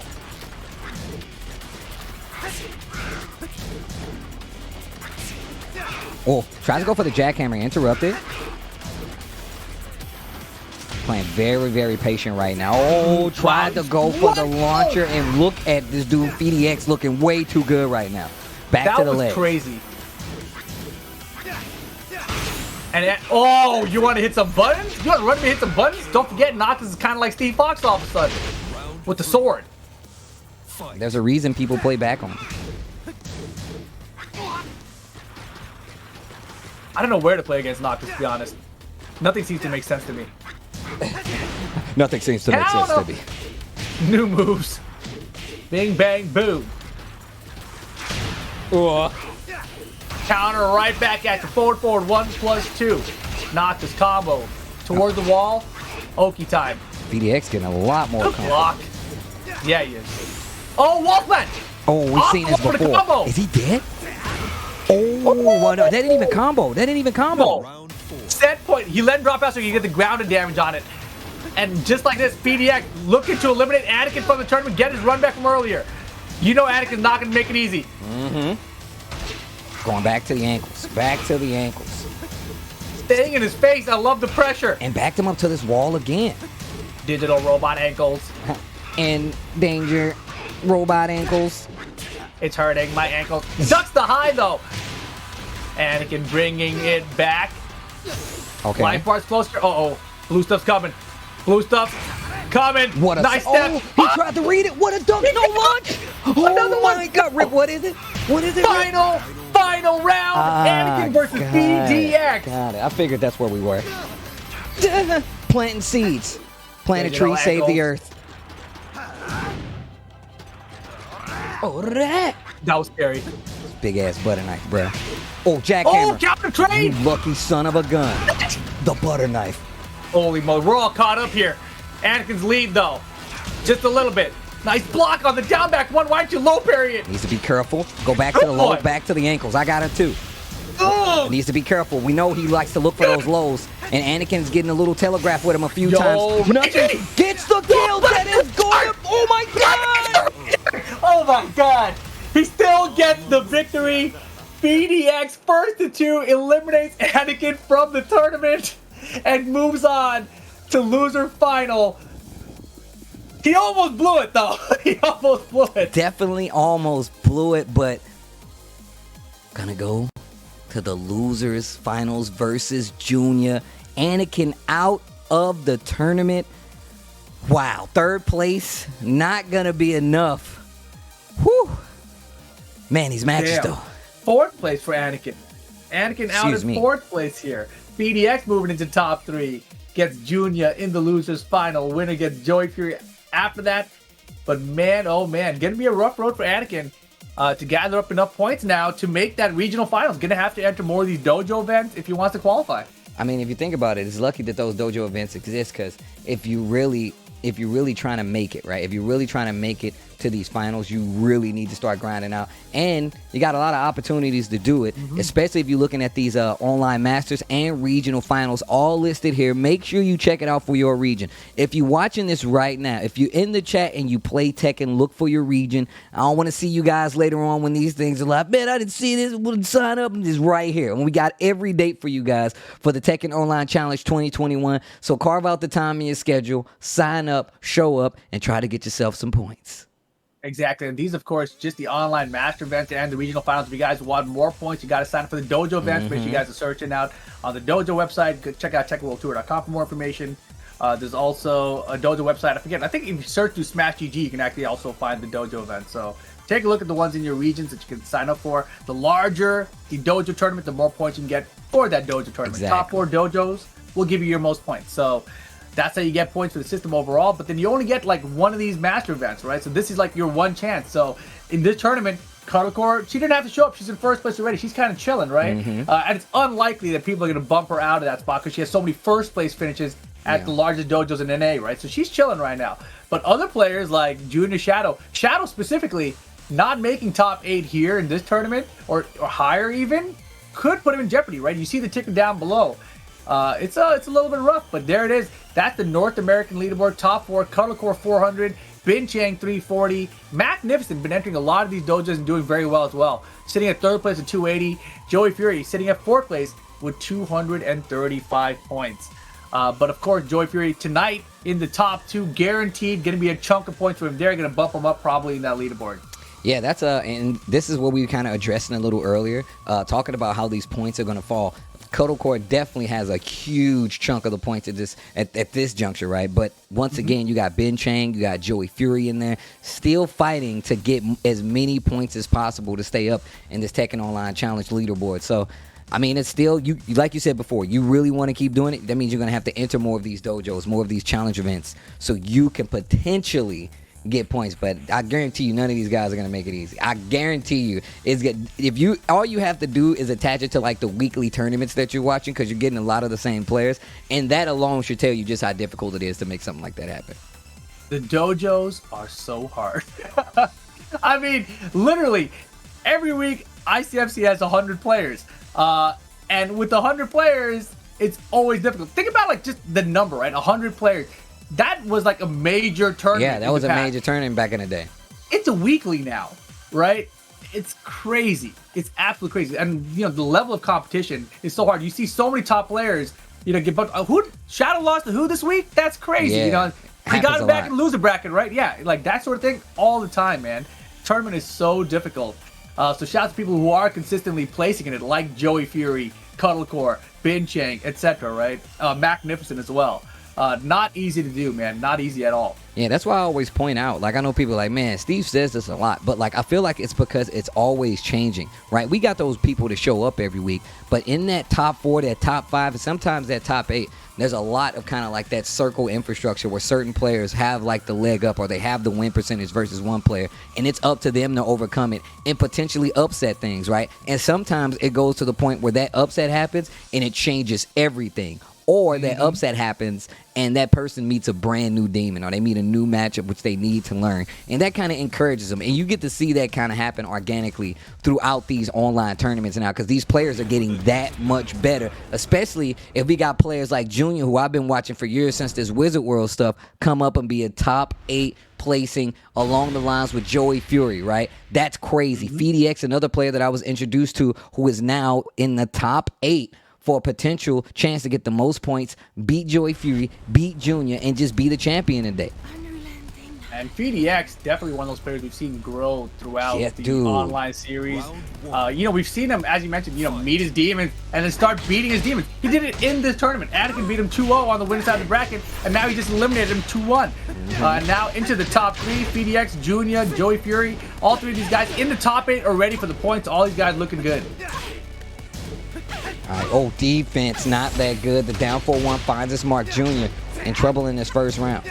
Punish right there. There you go. There you go. Okay, pretty small. She's not as big as Jack. Man, that victory versus Anakin. What a wow. And the way it started was like total control from Anakin, right? It's like, oh, Anakin's in control. He's got this, looking just like last time probably. But no, VDX turning things around. Even on the Infinite stage, right? We were talking about that too. Yeah, he loves to have that space. Movement is one of the things that keeps PDX alive, man. I feel like he's really good at like circling it out and being like, you know what, let me slow this down with the movement. But Junior, no slouch, back to the Eliza, gets that second round in his first game here, loses final. This is best of 5, by the way, so you got to get 3 dubs if you want to actually count this as a victory and move on or back to that winner's side for the grand finals. Yeah, and PDX really taking advantage of that 2-2 with Noctis in the set so far. There it is again. And Junior looks content to just block for the third hit and then punish the third hit. Not dealing with the mix-up of the second and third hit, basically. Oh. Whoa, surprise! Third hit for myself. Okay. Oh, yeah, you got to be careful on the wall, especially if there's meter in play. Eliza becomes a completely different character, I feel like, when it comes to damage. And her wall pressure becomes so much better. You're like, well, now she has meter. Anything can happen. Yeah, I mean, once you're back to wall when she has meter, it's either down 3 for the low into wall splat or it's down forward 3 for the wall bounce, right? And good luck trying to react. Yeah, let me know how that turns out. Did you do it? Did you react? No. Oh. Wall splat here. Yep. Bing, bang, boom. Man, okay. The jabs to bring it back ties up the first match. 2 rounds apiece, Junior. Oh, wow. Gets the counter hit. Nothing big coming from it, though. Well. Okay, spins the EX just to get a little space. That was interesting use of meter there. Like, I wish Junior used meter like that in the earlier rounds. You know, like, just try it. See if it lands or something. That's one of the things that I've noticed. He definitely, like, likes to do that sometimes, but he's not, like, he doesn't stay on it all the time. And I feel like that's one of those things that if you put it in your gameplay where it's like, all right, every so often I'm going to check him with this. And my hit, like, you have to do that, especially with this character, because not every character can do it. Oh, my God. Look at this round. Junior used 2 bars meter this round. And now look, he's about to have another 3rd bar. See? And he doesn't even have rage yet. Jump! Oh, that should have been the EX dive kick. Big mistake from Junior. Stays back, unblockable, walks around it. FDX knows this and loves to use the 3D terrain for the evasion. Works out. FDX takes this first game. Now, and just to like put a little bit more, you know, a human side to this, man. FDX has been one of those players that's historically talked about online, like how he's not seeing some of the results that like he wants in some of these online tournaments. And I feel like a lot of people kind of take what we say, they don't believe us when I tell you like these tournaments are really hard. Like they are really hard. So it's not like strange to me, but I see a lot of players online are like, bro, I'm not getting these kind of results. And there's a lot of other players out there, and I like to specifically point out players like Kodocore who are always like, hey man, like if you go back in, you're going to be able to do this. It's not strange to say you go to ICFC and you lose into some of the same people, but that's because a lot of these people are committed. And I just want to say that on the sense of like, FDX consistently continues to go up no matter how many tournaments he enters, right? And you can really start to see, I know a lot of times it's really hard to see it from, you know, your own personal point of view, but like I'm telling you right now, players like FDX, and there's a lot of other people that are coming up like Joe Crush and all of these players that I've been introduced online who are really striving to get a lot better at these games and the showing, man. So shout outs to FDX, man, like overcoming a lot to get to this point and just, you know, trying to get better, especially in the scene now, bro, where you playing a bunch of online tournaments and you playing some of the best in the country. It's not easy. Totally agree with that. With everything you said there, but here we go. Game 2.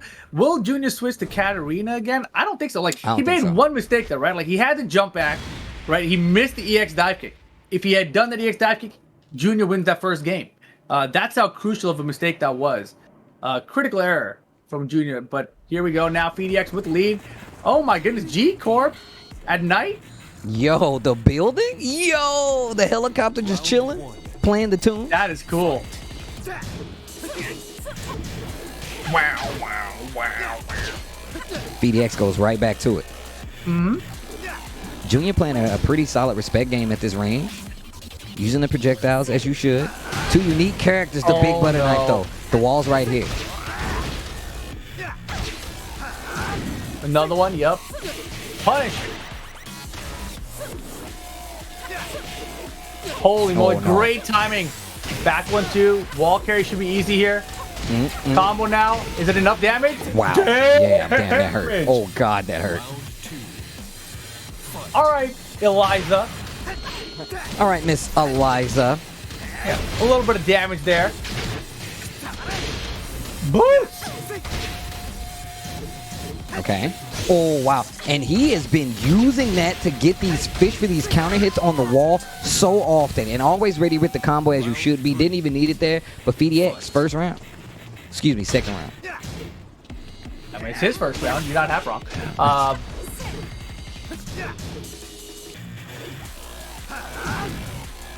Good block from Junior here. Wow, that was like a dark ray punch on to the 2-2 there. Oh. Wow, not sure what was there on the wall. Actually crushes that high right there. Man, he's gotta punish harder.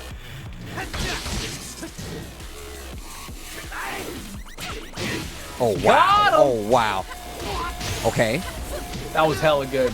Wall's not gonna be near though. Oh! What? Must have moved on the ground? Yeah, I don't know what he did there. But Junior looking a lot cleaner this game. There you go. Oh no! Okay, wait a minute. Still has a chance here. Spend the meter. Spend it. Oh, the normal throw. Give it a health back. Let me get some life back, yo. I need it. Whoa. Getting tense against the wall. Goes for the low this time. Gets hit by the counter here. Tried to swing in between. Junior. Oh, man. FDX saved by the wall. Big track in mid. Homing. Spins the blue. And goes straight for the low. That's why that meter is important. That's why you need to be paying attention to that meter. Because a lot of times it's going to come to these last ditch situations and you're going to need, those are going to be the resources that you're going to use to close out. Yeah, but I mean, you only need one of them, right? You don't need two of them, do you? Maybe you wouldn't even be there if you had just killed them by using the meter earlier, you know? That's a very good point. I don't know. That's a very good point. It's hard to tell, right? But I always felt for the entirety of Tekken 7 that Junior's been very, what's the word? He doesn't like to spend the meter. You know, he's very... He's stingy with it. He's stingy, man. Stingy, he don't that's the word. That's a great word. Thank you, Steve. He does not want... And I understand, right? And I feel like that's the... So a lot of people always talking about like meter characters in Tekken, but I feel like that's also a part of it, right? There's a lot of things that, Eliza, I ain't gonna say she has a problem with, but range is a part of it, right? Spending that meter to make people respect your range a lot more, whether it be with Dark Wave, whether it be with, jump back EX dive kick, is very important. It's super important to like keeping your pressure up. Making somebody consider that during your offense is really strong. Junior I feel like I ain't gonna say needs, but I feel like it'll flush out a little better if you have better meter usage in some of these situations, right? You got one coming up, a good read on the wall going to be like, all right, I just got you on the wall, I'm going to spin this meter, they know I have it, I'm going to build up to get another one. Keep that pressure going. I feel like that's very 2D mindset of Tekken in the instance with this character, as well as some of the other meter characters, but I digress. Overall, though, point is, use more meter, Junior, please. Use more meter, bro. You got it. You got it to spend it, bro. Just spend it. Scared money don't make no money. I got to keep saying this, man. You got to spend it to win. What? Scared money don't make no money. You earn that meter. You spend it. You spend the meter to get the dub. I feel like you just gave me 3 or 4 life lessons and I missed all of them. I'll tell you. I got you on your next birthday. Don't worry. All right, here we go. What? Round 1. Here we go. Fight. All right, set 1-1. Losers final. This is best of 3 like we said before. Excuse me, best of 5. Excuse me. First of 3, best of 5. I keep doing that. Yeah, Joe, same difference, right? Playing a lot slower this time around too. For yeah, good way reason. slower this time. Yeah, infinite stage. And I like the choice for PDX. I know he liked to use it for spacing, but I think to take the walls away from Eliza is actually a really good strategy. Actually, yeah, you sure right. This is the PDX typical, right? But it is actually perfect. Yeah, I think that her wall carry is underrated, and her wall pressure is actually very good as well. Mix, nice. Stays down, avoids it too. Moonglide low, running out of time here. What's he gonna do though? He's gonna stay down. Oh, okay. Of course, dude. That was very close. Junior had the right idea there. Like maybe 1 or 2 Moonglide too many there, but overall played that very well with time running out. What a duck. Okay. Quick sidestep once again. Junior with the nice. 120 DP glide too. Okay. Challenge this time around. There's that dive kick, and that's exactly what you want to do. Instantly, you see FDX back up, give Junior the space needed, double glide 2 to close it out. And that's what I'm talking about. Like, you got 1 meter now, and now you get to play that game. Those down 3s become a lot more, they become expensive. They become scary. You don't even want to be in range of it. Oh, nice. Oh, Jesus. He stepped forward to make Junior think he was coming out, so Junior put out a button, but he already was in the middle of his backdash at that point. He just a tap forward, instant backdash, look for whiff, get the whiff punish. That was clean. Look at him, just using the space. Yeah. Oh, jeez. Gotta be careful, blocks the low this time. And Junior holding on to that meter, finding an opening. Nice block. FDX playing a lot more defensive. But this is, oh, still alive. Okay, okay. Holy moly. I can't believe she lived with so little health. Round 4. Fight. Arata care, bro. Can't say you don't care. Gave you extra life to do so. Play more tech. Okay. Dude, look at the damage on this. What the heck? That's pretty good. Didn't need meter or nothing. Right, and still has plenty to do stuff like this. Yep. Oh, I was gonna say good patience. Still gets almost under that down 4-1. Backs up to get rid of the low. Actually catches the jump, but wasn't prepared for it. And in this situation with Elijah with so much health, even if you get hit here, watch the meter build on this, right? He's gonna still have half his life, and he's still gonna get his next meter basically. I lied completely. I thought for sure she'd have a meter by now. I guess he wasn't doing anything. He was just getting hit. Yeah. Oh god. Oh god. Oh, knew you were gonna back up from a distance. You got a meter now. Tries to get the stomp, and like I said, back. the jump backs. That's what really kind of plays out, right? But Noctis has a 2D jump as well. He's got the floaty 2D jump as well, but also has more range than most characters when it comes to these big like sweeping moves, right? You saw it right there, and that's why like you got caught. Honestly, I literally just said that Junior needs to start using more like the dive kicks and stuff like that. Not more, but just that's one of the main things. In general, right? FDX really was like, okay, I know that this is what's going to happen. I've been clipping you up close with the pokes this entire time. You're going to try to get away, especially when that meter's there and you're still trying to use dive kicks. Good call out. It's actually just super crazy, right? Because I feel like Junior was using more meter that time, but I can see the issue now. You know, when she has a lot of health, she's not gaining meter by getting hit. She has to be using her offense as well. So it's pretty difficult. But overall, FDX right now is playing very well. He definitely knows Junior's Eliza. He's been watching it and playing it for well over a year now. So you can see the experience coming into play here. And I really think that the way it's currently going, Junior may consider switching characters. I think it might be Katarina time. Wow. I'm not convinced in the Eliza right now. You know, I might be inclined to agree with you. I also feel like the Katarina is such a good accent to Junior's play. So I wouldn't even, I wouldn't be surprised if we see the Katarina here. But let's see what we get.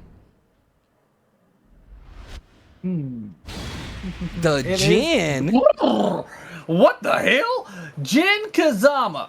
All right. I don't know about this. I've definitely seen Junior play the Jin before. I've seen it before. Do I feel like it's the best option for this match? I'm not too sure. I think that this could be good because Jin can parry those darn swords. Oh, that is true. Like, that's why I like using Leroy against Nox instead of Law. Because I can't parry him with Law, but with Leroy I can parry him, you know? And I don't like, see, like that! All these damn sword attacks you can get away with for free. Yo, those electrics Against so looking much to crispy, cast. though. Yeah, this was his original main. Also 2-1. Good here. 4-4. Back 2-1 is another thing that you can look for. So, not the worst decision here. This is definitely not a bad decision. Back, like I said, back 2-1. 4-4 makes Noctis play a little different.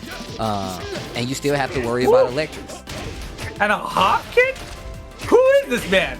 Junior with the hop kick is so weird because he didn't even want a hop kick with Katarina. I mean, he kind of did, but it's a different kind of commitment, right? You don't get it straight off the hop kick. You got to hit the up 4-4-4. No. You got to hit both, bro. Oh, no. Yeah, you're right. Yeah, that whip there in the forward forward. PDX prepared. Punish that. Yep. Great punish. Oh, that 4-4 whiff. I was not prepared for that. Man, these auras are scary, dude. Oh, Good stuff.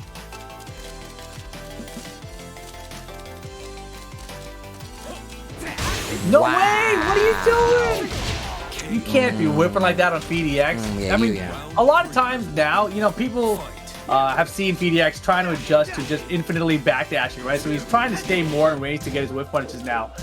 So like this, you see that backdash and pause, right? And he's looking for it. Nice. Good stuff from Junior there. Takes the Oki. PDX now. Moving, spacing, waiting. Oh, counter hit 4-4.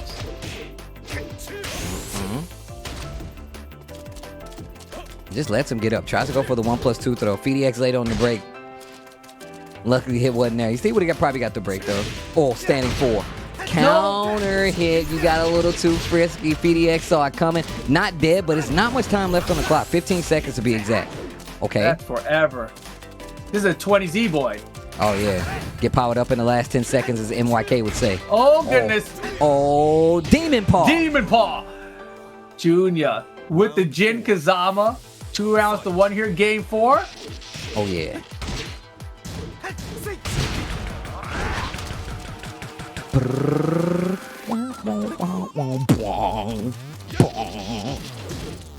Slash the kick. electric. Yeah, Junior's got to be careful not to whip, though, right? Like, that's the biggest threat here. Forward fours are counting as long as he's close enough. Okay, 4-4, 1+2. Gets a counter hit of his own.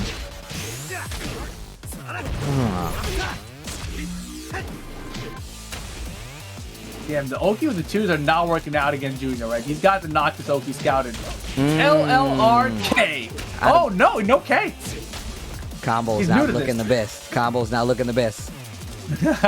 Rage mode for Junior, though. It's a fast one. If he gets a big parry, he can rage right after it.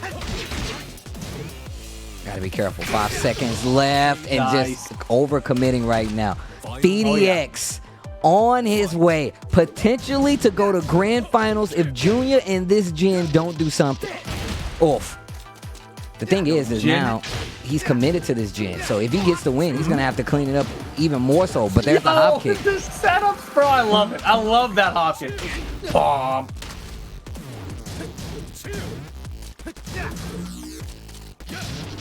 Waiting for those third hits on those 2-2s. Junior, big life lead here. Just gotta chill, but he knows if he chills, it's gonna get risky. Yeah. Just don't whiff, dude. Don't get hit by blue stuff. Don't whiff. Okay. Nice keep out. Yeah. Okay. I like what I saw there. Junior tying it up. All right, the Jin looking a little rusty, looking a little just might have it's look just a little bit, right? Some of the combo just a little bit, but it's working. I'm not talking smack. I'm just saying that like you can definitely kind of like maximize a little more in some of these instances. Still taking the Oki in a lot of in a lot of cases, as well as just using the pokes properly. But you can definitely have a little more damage on the table. But in this open wall stage, it is a little bit harder. I see that he's taking the Oki in a lot of instances, using the 1-3 ender instead with Jin to get that Oki. So it's definitely working out. I'm interested to see where we're gonna go now. We probably just stay on the same stage because PDX did lose. So, but it's 2-2 now. True. He might switch up to Arctic Snowfall, though. That's the stage that we've seen him go to quite a bit today. But yeah, it is 2-2. Final game. VDX's sets have all been crazy today, right? Like, it's never just been one-sided. It's always back and forth. We'll see what happens here. But right now, I'm liking the Jin. The hop kicks are good. He was very happy when the set started, but he kind of backed off as the set went on. You know, so it's not super predictable, which is great. The forward fours he was whiffing earlier. I think he tried LLRK from too far as well. Both those VDX had the backdash into the down 4-2, so he's got to watch out for that. I think he's aware of that. If you're VDX, though, it's a little bit harder to figure out what the answer is here because Junior's Jin is not like most other players' Jins, you know? You're still used to seeing other characters from him. He doesn't really play his character the same way that everyone else does. Okay. Here we go. Final game of the set to see who goes to grand finals. Junior or will it be FDX? I would love to know what you guys think in the chat. Hopefully you're using your points to make educated guesses with the predictions. I would love to see what you guys are thinking. Who do you got, Steve? I honestly legit don't know. I honestly don't know. 50-50, 5 wins man. with the Jin, bro. 5 wins with the Jin. FDX fighting his way through losers. Already defeated his demon. Yep, and always bringing it back at the end, despite coming from behind or losing or whatever, right? Mm-hmm. FDX, I gotta say, man. Oh my God. Big launcher here, FDX once again. Aura is too scary, bro. Damage. The parry. Nice! Oh, he messed up the hop kick! Get off of me, bro. Hands off the hoodie. Hands off the romper. Oh, 2-4. Down 2. I love that move. You never see it get used, but the blue stuff, you always see it get used. First round, final game goes to FDX. Where are the cans? Parry can.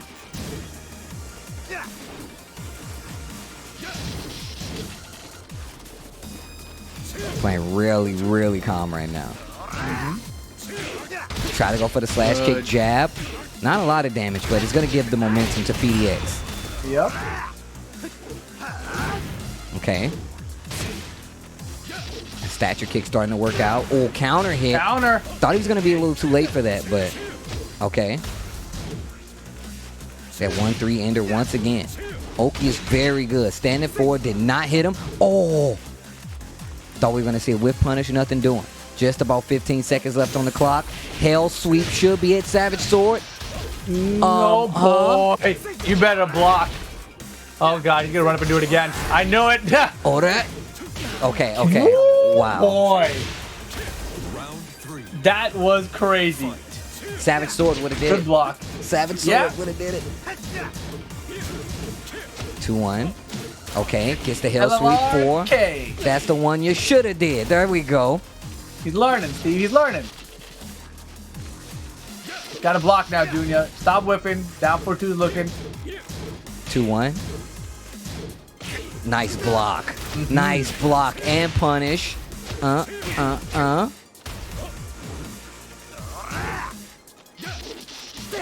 Oof, So scary, they trade. dude. Junior with the life lead in this 3rd round. Uh-oh, wait a Look at minute. the And just as I damage. speak, FDX with the red dress. With the red suit.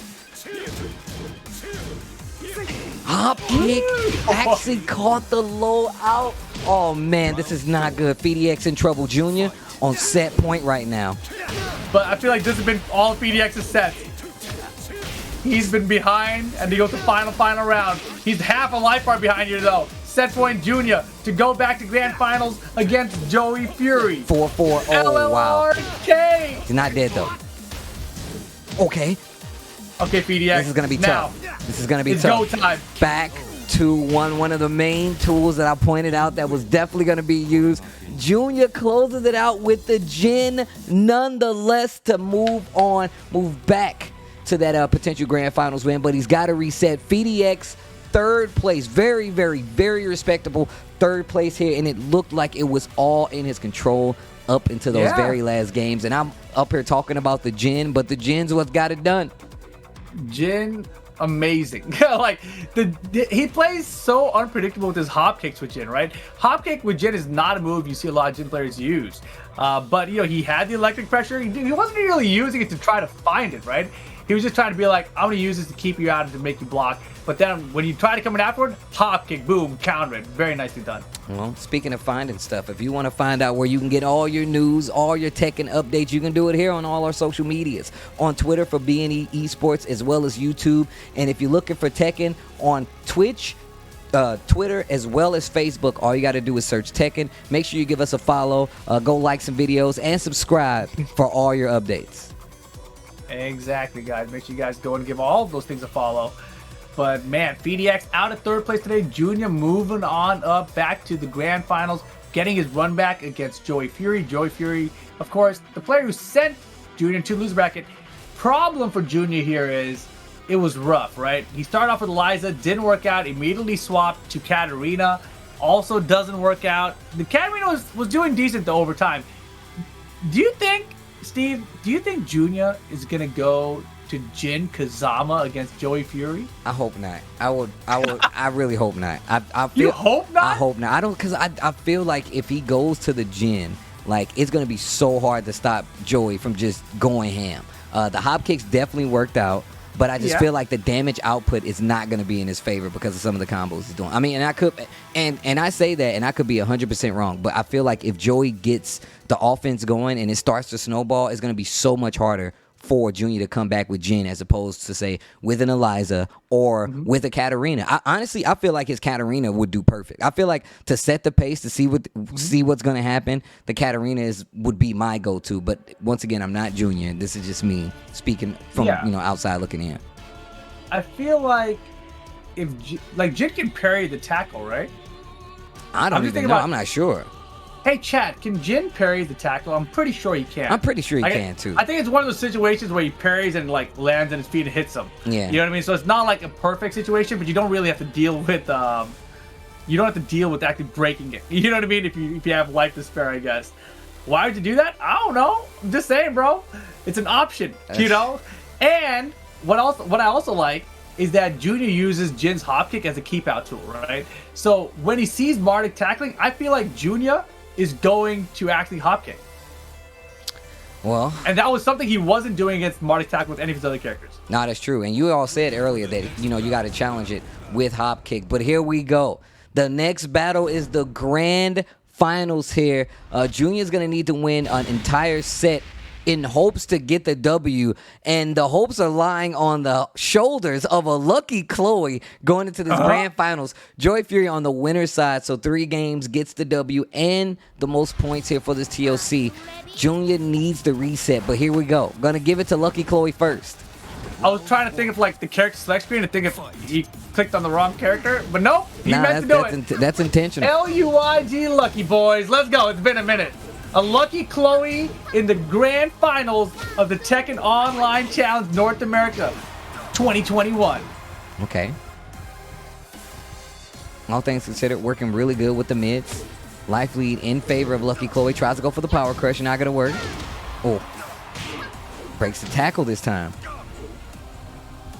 And hop kick in this instance is going to be a bigger, you know, gamble. Oh, low parry this time. Yeah, you block that down forward one from lucky Chloe, you got to be looking for the low. Oh, wow, what a backup in the down forward one. That should be it. First round goes to Joey Fury. Round 2.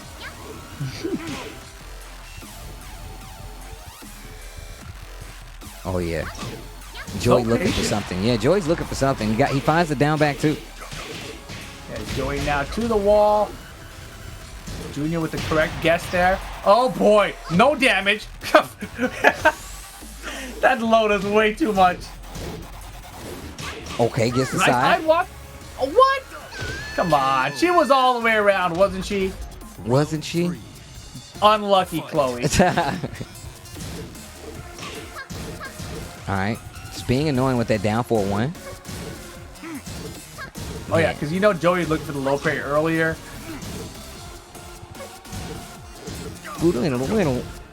Oh, hop kick. Hop kick. Dude, his hop kicks are great. Oh, no, but his combo's not so great. Still has the life lead, though. Breaks the 1+2. Oh, wow, the whip punish down for one again. Joey's just looking for it. Joey's way too prepared. Oh. Yo, double wall splat. Tried to get the throw. I'm surprised that normal throw didn't grab off the wall, though. Yo, what a sidewalk, Junior. Why isn't one? Didn't commit to it? And oh, jeez. All right, lucky Chloe. Oh, back to lucky, huh? Definitely seeming a little bit luckier than unluckier right now. We got a round on the board. Oh, Holy wow. moly, that was craziness. That hop kick came out of nowhere, right? Like, people weren't prepared to punish that at all. Like, what? You just hop kick there? Power crush. Blocks it, though. Oh, wow. Bad trade. Not too much damage, but still damage nonetheless. And positioning for Marduk is a very scary place to be no matter what. Down back 2. Not dead just yet. Blocks the low. Oh, wow. Do it again. Do it again. Oh boy, do it again. Why did he do it again? Oh no. Now it's a 50-50. And tackle is No, on the table. my God, what are you doing? Yeah, you almost got the blue stuff. Speaking of which, Junior, man, let me shut up, bro. How did he land that? The delay, man. The second guess delay. Okay. Bro, from the range he did it at too. Okay. Very close to the wall right now. Run up, down 4. Tracking mid. Here comes the offense. Junior gets the float with the down 4-1. Resplat! Jump over! Oh, it almost worked. That would have been it. Oh, And instead, wait. situation. Oh, no. And then the key charge. Unlucky Chloe. Damn it, the key charge on his lucky Chloe. Damn. I mean, lucky Chloe. and that's why I was talking, man. I was like, look, I don't know. I feel like the Katarina would have been so strong. It could be so powerful. The lucky Chloe is final round there. Yeah, that and is he true. had to jump over, but he's not a lucky Chloe, man. He didn't realize it wasn't going to work at all. What is it? It's like could have did what is it? Back 1-3 if I'm not mistaken. It is from Lucky Chloe, the launcher on the back turn setup. I could be wrong. It's the smack kick, you know. I have no idea. I thought that was the tech trap. I could be 100% wrong. That's what I thought what was supposed to happen. But the key charge to close out the round, just add a little seed for the brain, you know, for the meta later on. Like, man, this guy hit me with the key charge. Does that mean he's confident? Does it mean he thinks he has this in the bag? I want to know what character Junior's gonna go to. I want to know what character Junior's gonna go to. I think we're gonna get like a bunch of crazy characters if he keeps losing. The fact that he went to Lucky Chloe on a Grand Finals reset after just using Jin Kazama and beating PDX is so wild to me. So I don't know what we're gonna get next. We could get like Fang Wei. You know, we could get martial law. Damn, we can get a martial law. We could get martial law. I don't know what's coming next. We could get Kazuya. It would be really tight if he started picking Kazuya, Claudio, and Zafina. Bro, that'd be wild. That's the evolution. That's the most powerful Junior you will ever see. Final Form Junior, he's playing all of his brother's characters too at a high level. But here we go. The character that I wanted to see anyway, the Katarina. Prove me wrong. Okay. I like this pick though. Katarina was what I expected coming into this, to be honest. Or Jin. Round 1. Katarina did pretty well the first time these guys played, but obviously didn't get it done. Shake my hand. No? Yeah, those down 4-1s are really going to be, like I said, and down 4-1, she has a Harrier transition off of it too, so you're really going to have to start checking her. We saw Joy Fury last time literally just do while standing 3 with Marta, gets the launch in the mid transition for Harrier, so, and it kind of like stopped Junior from doing it. No break after the tackle though. Crack.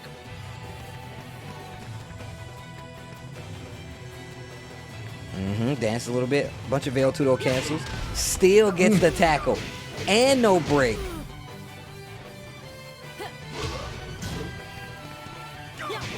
Oh, What a down forward one. are you dead? Gonna break the balcony immediately. Not with that combo. Opportunity, still opportunity. Oh, Finish it. the sidewalk. Oh my. Oh, wow. If he blocked that low and Bro. killed him, that would have been huge. I was like, yo, what if he does hop kick? Would have been good. Tackle though. 1+2 this time. Yeah, the most damage there. And this is getting a lot harder for Junior to deal with. Going back to some of these Harrier stance cancels. Doing the layoff push. Breaks the tackle this time. Man, that move has so much range. Man, the down forward ones, I love it though. You know, we all know Joey Fury as a Jack player. So that down forward one when he uses Martic, that's like Jack down forward too. So I love seeing the timing that he uses that. It doesn't make any sense to me. You have to be a Jack player to understand it. Yeah, very reminiscent of down 4-2.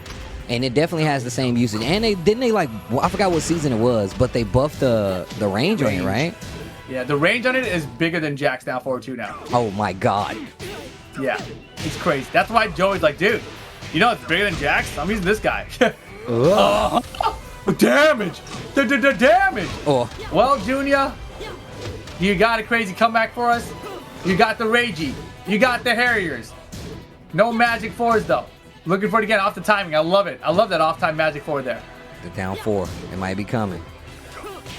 Tries to go for the tackle. Harrier. We're all caught up. Dropped the elbow on him. I love that they always make you look at that. Cause she be having some hang time on that bad boy.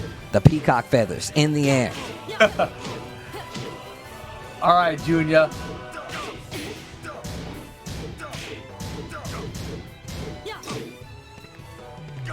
Oh, down 4 starting to come out. No handshakes today. Yo, Joey likes to typically finish that string. Gets the tackle though. Uh-oh, this is not good. Another dire situation. No rage, but close to it. Got another one. Damn, no. I like the setup. But Gets no, the but get the hop hop kick. Commits This is what to he it. needed to be doing more. Okay, you gonna spend it? Because it's gonna be big damage. Big damage. Oh, Reset. damn. Lots of scaling though. Okay. Oh, the down 4. Better than nothing. Get off. Get away. Still in his I corner got a though. life lead. I know. Mark. Oh, Nice! The jump back this time, Joey Fury. And that was perfect, right? A lot of times when you try that in this game, Mark likes to still land you as you land. So perfectly timed by Junior there. Nice punish. Jackhammer this time. Okay, gets the knockdown. Junior. Oh, he typically finishes that Nope. string. Oh, Kill this him. is big. Okay, I'm not This is spinning rage. huge. Keep the rage, bruh. The wall's right there. Oh, spins it anyway. Big Yeah, damage. look at the damage. Oh Yeah, my- look at the damage. 70%. Why? Ah! Oh my god! the kicks! Oh my That's what I'm god! talking about. That's what I'm talking about. Use the hop kicks. Believe in the hop kicks. Your hop kicks are good. You just gotta believe in them. Rip, you said earlier, he was like, yo, I want to see some hop kicks. So you was like, yo, I want to see, what if he uses More Jen of that. and starts crushing the tackle with a hop kick? He's like, you know what, I got Katarina. I feel like Katarina's is even better because even It you is. saw when Joey blocked the hop kick, you legit second guess sometimes. And Marduk does have a good 12 frame punisher now, especially recently since they gave him like the new move. But just even committing to that and still looking for the other side of the hop kick sometimes can be a bit of a guess. But Junior gets a game on the board. This time the Katarina, like I said, I feel like the Katarina might be the better pick. I feel like if anything, you could definitely force Joey to switch characters if you get to that point, right? But do you want him to switch? Do you want to ride it out with the Marduk? Those are the questions. I mean, that was impressive because it was a 3-round comeback with the Katarina, and like multiple times Junior had the life deficit significantly, right? But that hop kick for Junior, it's a weird one with Katarina because I feel like it makes Junior second guess himself on the hop kick because it's 2 hits. You know what I mean? Like when it's Jin, he's like, I'm doing it, boom, I'm just gonna commit, right? With Katarina, he's like, is it gonna hit? I'm not sure. I'm gonna stop. You know, like, and he gets a couple of these where he hits the first hit but doesn't complete it, right? But when he believes it, he just does it. Like in those moments he feels it's right. You know, so it's not gonna work out sometimes, but it's okay. You lose some health, not a big deal. But when it does hit, and you've got the rage, and it's got the rage drive at the wall, and it does 75% of their life, it's beautiful. Bruh, her elbow drop, rage drive does so much damage. That was like what, like a 60% combo we saw right there. It was more, I'm pretty sure, dude. That was huge damage. But here we go, Game 3 Grand Finals, first set. Junior coming from loser side. Oh, the jab early. Okay, nice block. Hop kick coming. Oh, Magic 4 coming. Gets the hit. Going for the push towards the wall with the knee. 1+2. Gets the position change though. And down 4-1 commits to it, not dead, but this next guess is gonna be I was wrong as hell. Jesus. Bro, Here's the the damage. Either way, right? Whether it was a 1 or a 2, if you guess wrong, you're dead. That was impressive damage there, Mr. Marduk. Damn, the down back 1-2, the high crush. Oh, counter hit. You're messing with the Harrier, bro. This is a helicopter. Don't put your hands in the propeller. Oh, I told you, he finishes the strings. The body slam. Shout out to Yokozuna. Oh, God. Oh, you're hella What are you dead. whipping for? Oh, no. Wait. No. That one. And maybe it's not a down for the key charge mid-game. I think those are like Joey Payton smashing his control for his mistakes kind of key charges. Oh, get him. 1+2. Clobbering time. Oh, wow. Oh, that should have been a hop kick. The power crush. That would have all bounced if I'm not mistaken, if it was close enough. Oh, hop kick. Harrier low. Another crazy comeback? I don't think so. And it's getting closer for Marduk to say I'm number one, and it actually be true in this TOC 2021 North America Grand Finals. Joy Fury, if he can successfully navigate this next match, will be your champion. But Junior is still fighting. I wonder if we're going to get a character switch. That's what I'm curious about. Which one, Eliza or Jin Kazama? Bro, I just say stick with Katarina. If this is me, I'm like, bro. No. If there's gonna be a switch though, which one? Eliza. 100% Eliza. 100% Eliza. I think there's a 0% chance we see Eliza. Well. Because I don't feel like he thinks that's a good matchup, and the way he played the first time, he's like, nah, man, I can't do anything here. So you're saying you said you want Jin, right? I want Katarina. Okay, all right. I thought you was like, yo, give me the Jin. No. Jin? Before the set started, I wanted Jin. Okay. And see how that goes, sort of deal. At this point, I think you gotta stick Katarina. But if you're just like having fun at this point, Jin Kazama, he's fun. Gotta fight. Sometimes you gotta fight dumb with dumb, bro. Marty's pretty dumb. Jin's pretty dumb too. Fight dumb with dumb. Damn, we gotta fight the dumb with dumb. All right, okay. It might work depending on the character we got here, but let's see. I want to know what the commitment is looking like for Junior in this next match. It could spell the end of our friend here, but let's see. It's gonna be Jin Kazama, right? Katarina. All right, okay, all right. I like this. Now that you're set on it, you can, buckle in and say, all right, what am I actually going to take care of? Oh, snap, the helipad during the day? Man, that's a cool looking building. Yeah, we got another view of it too. That's different. It's a different view than what we got from night. Round one. Fight. Game on. Game on. Potential final game of the tournament here. Oh, going for the throws now too.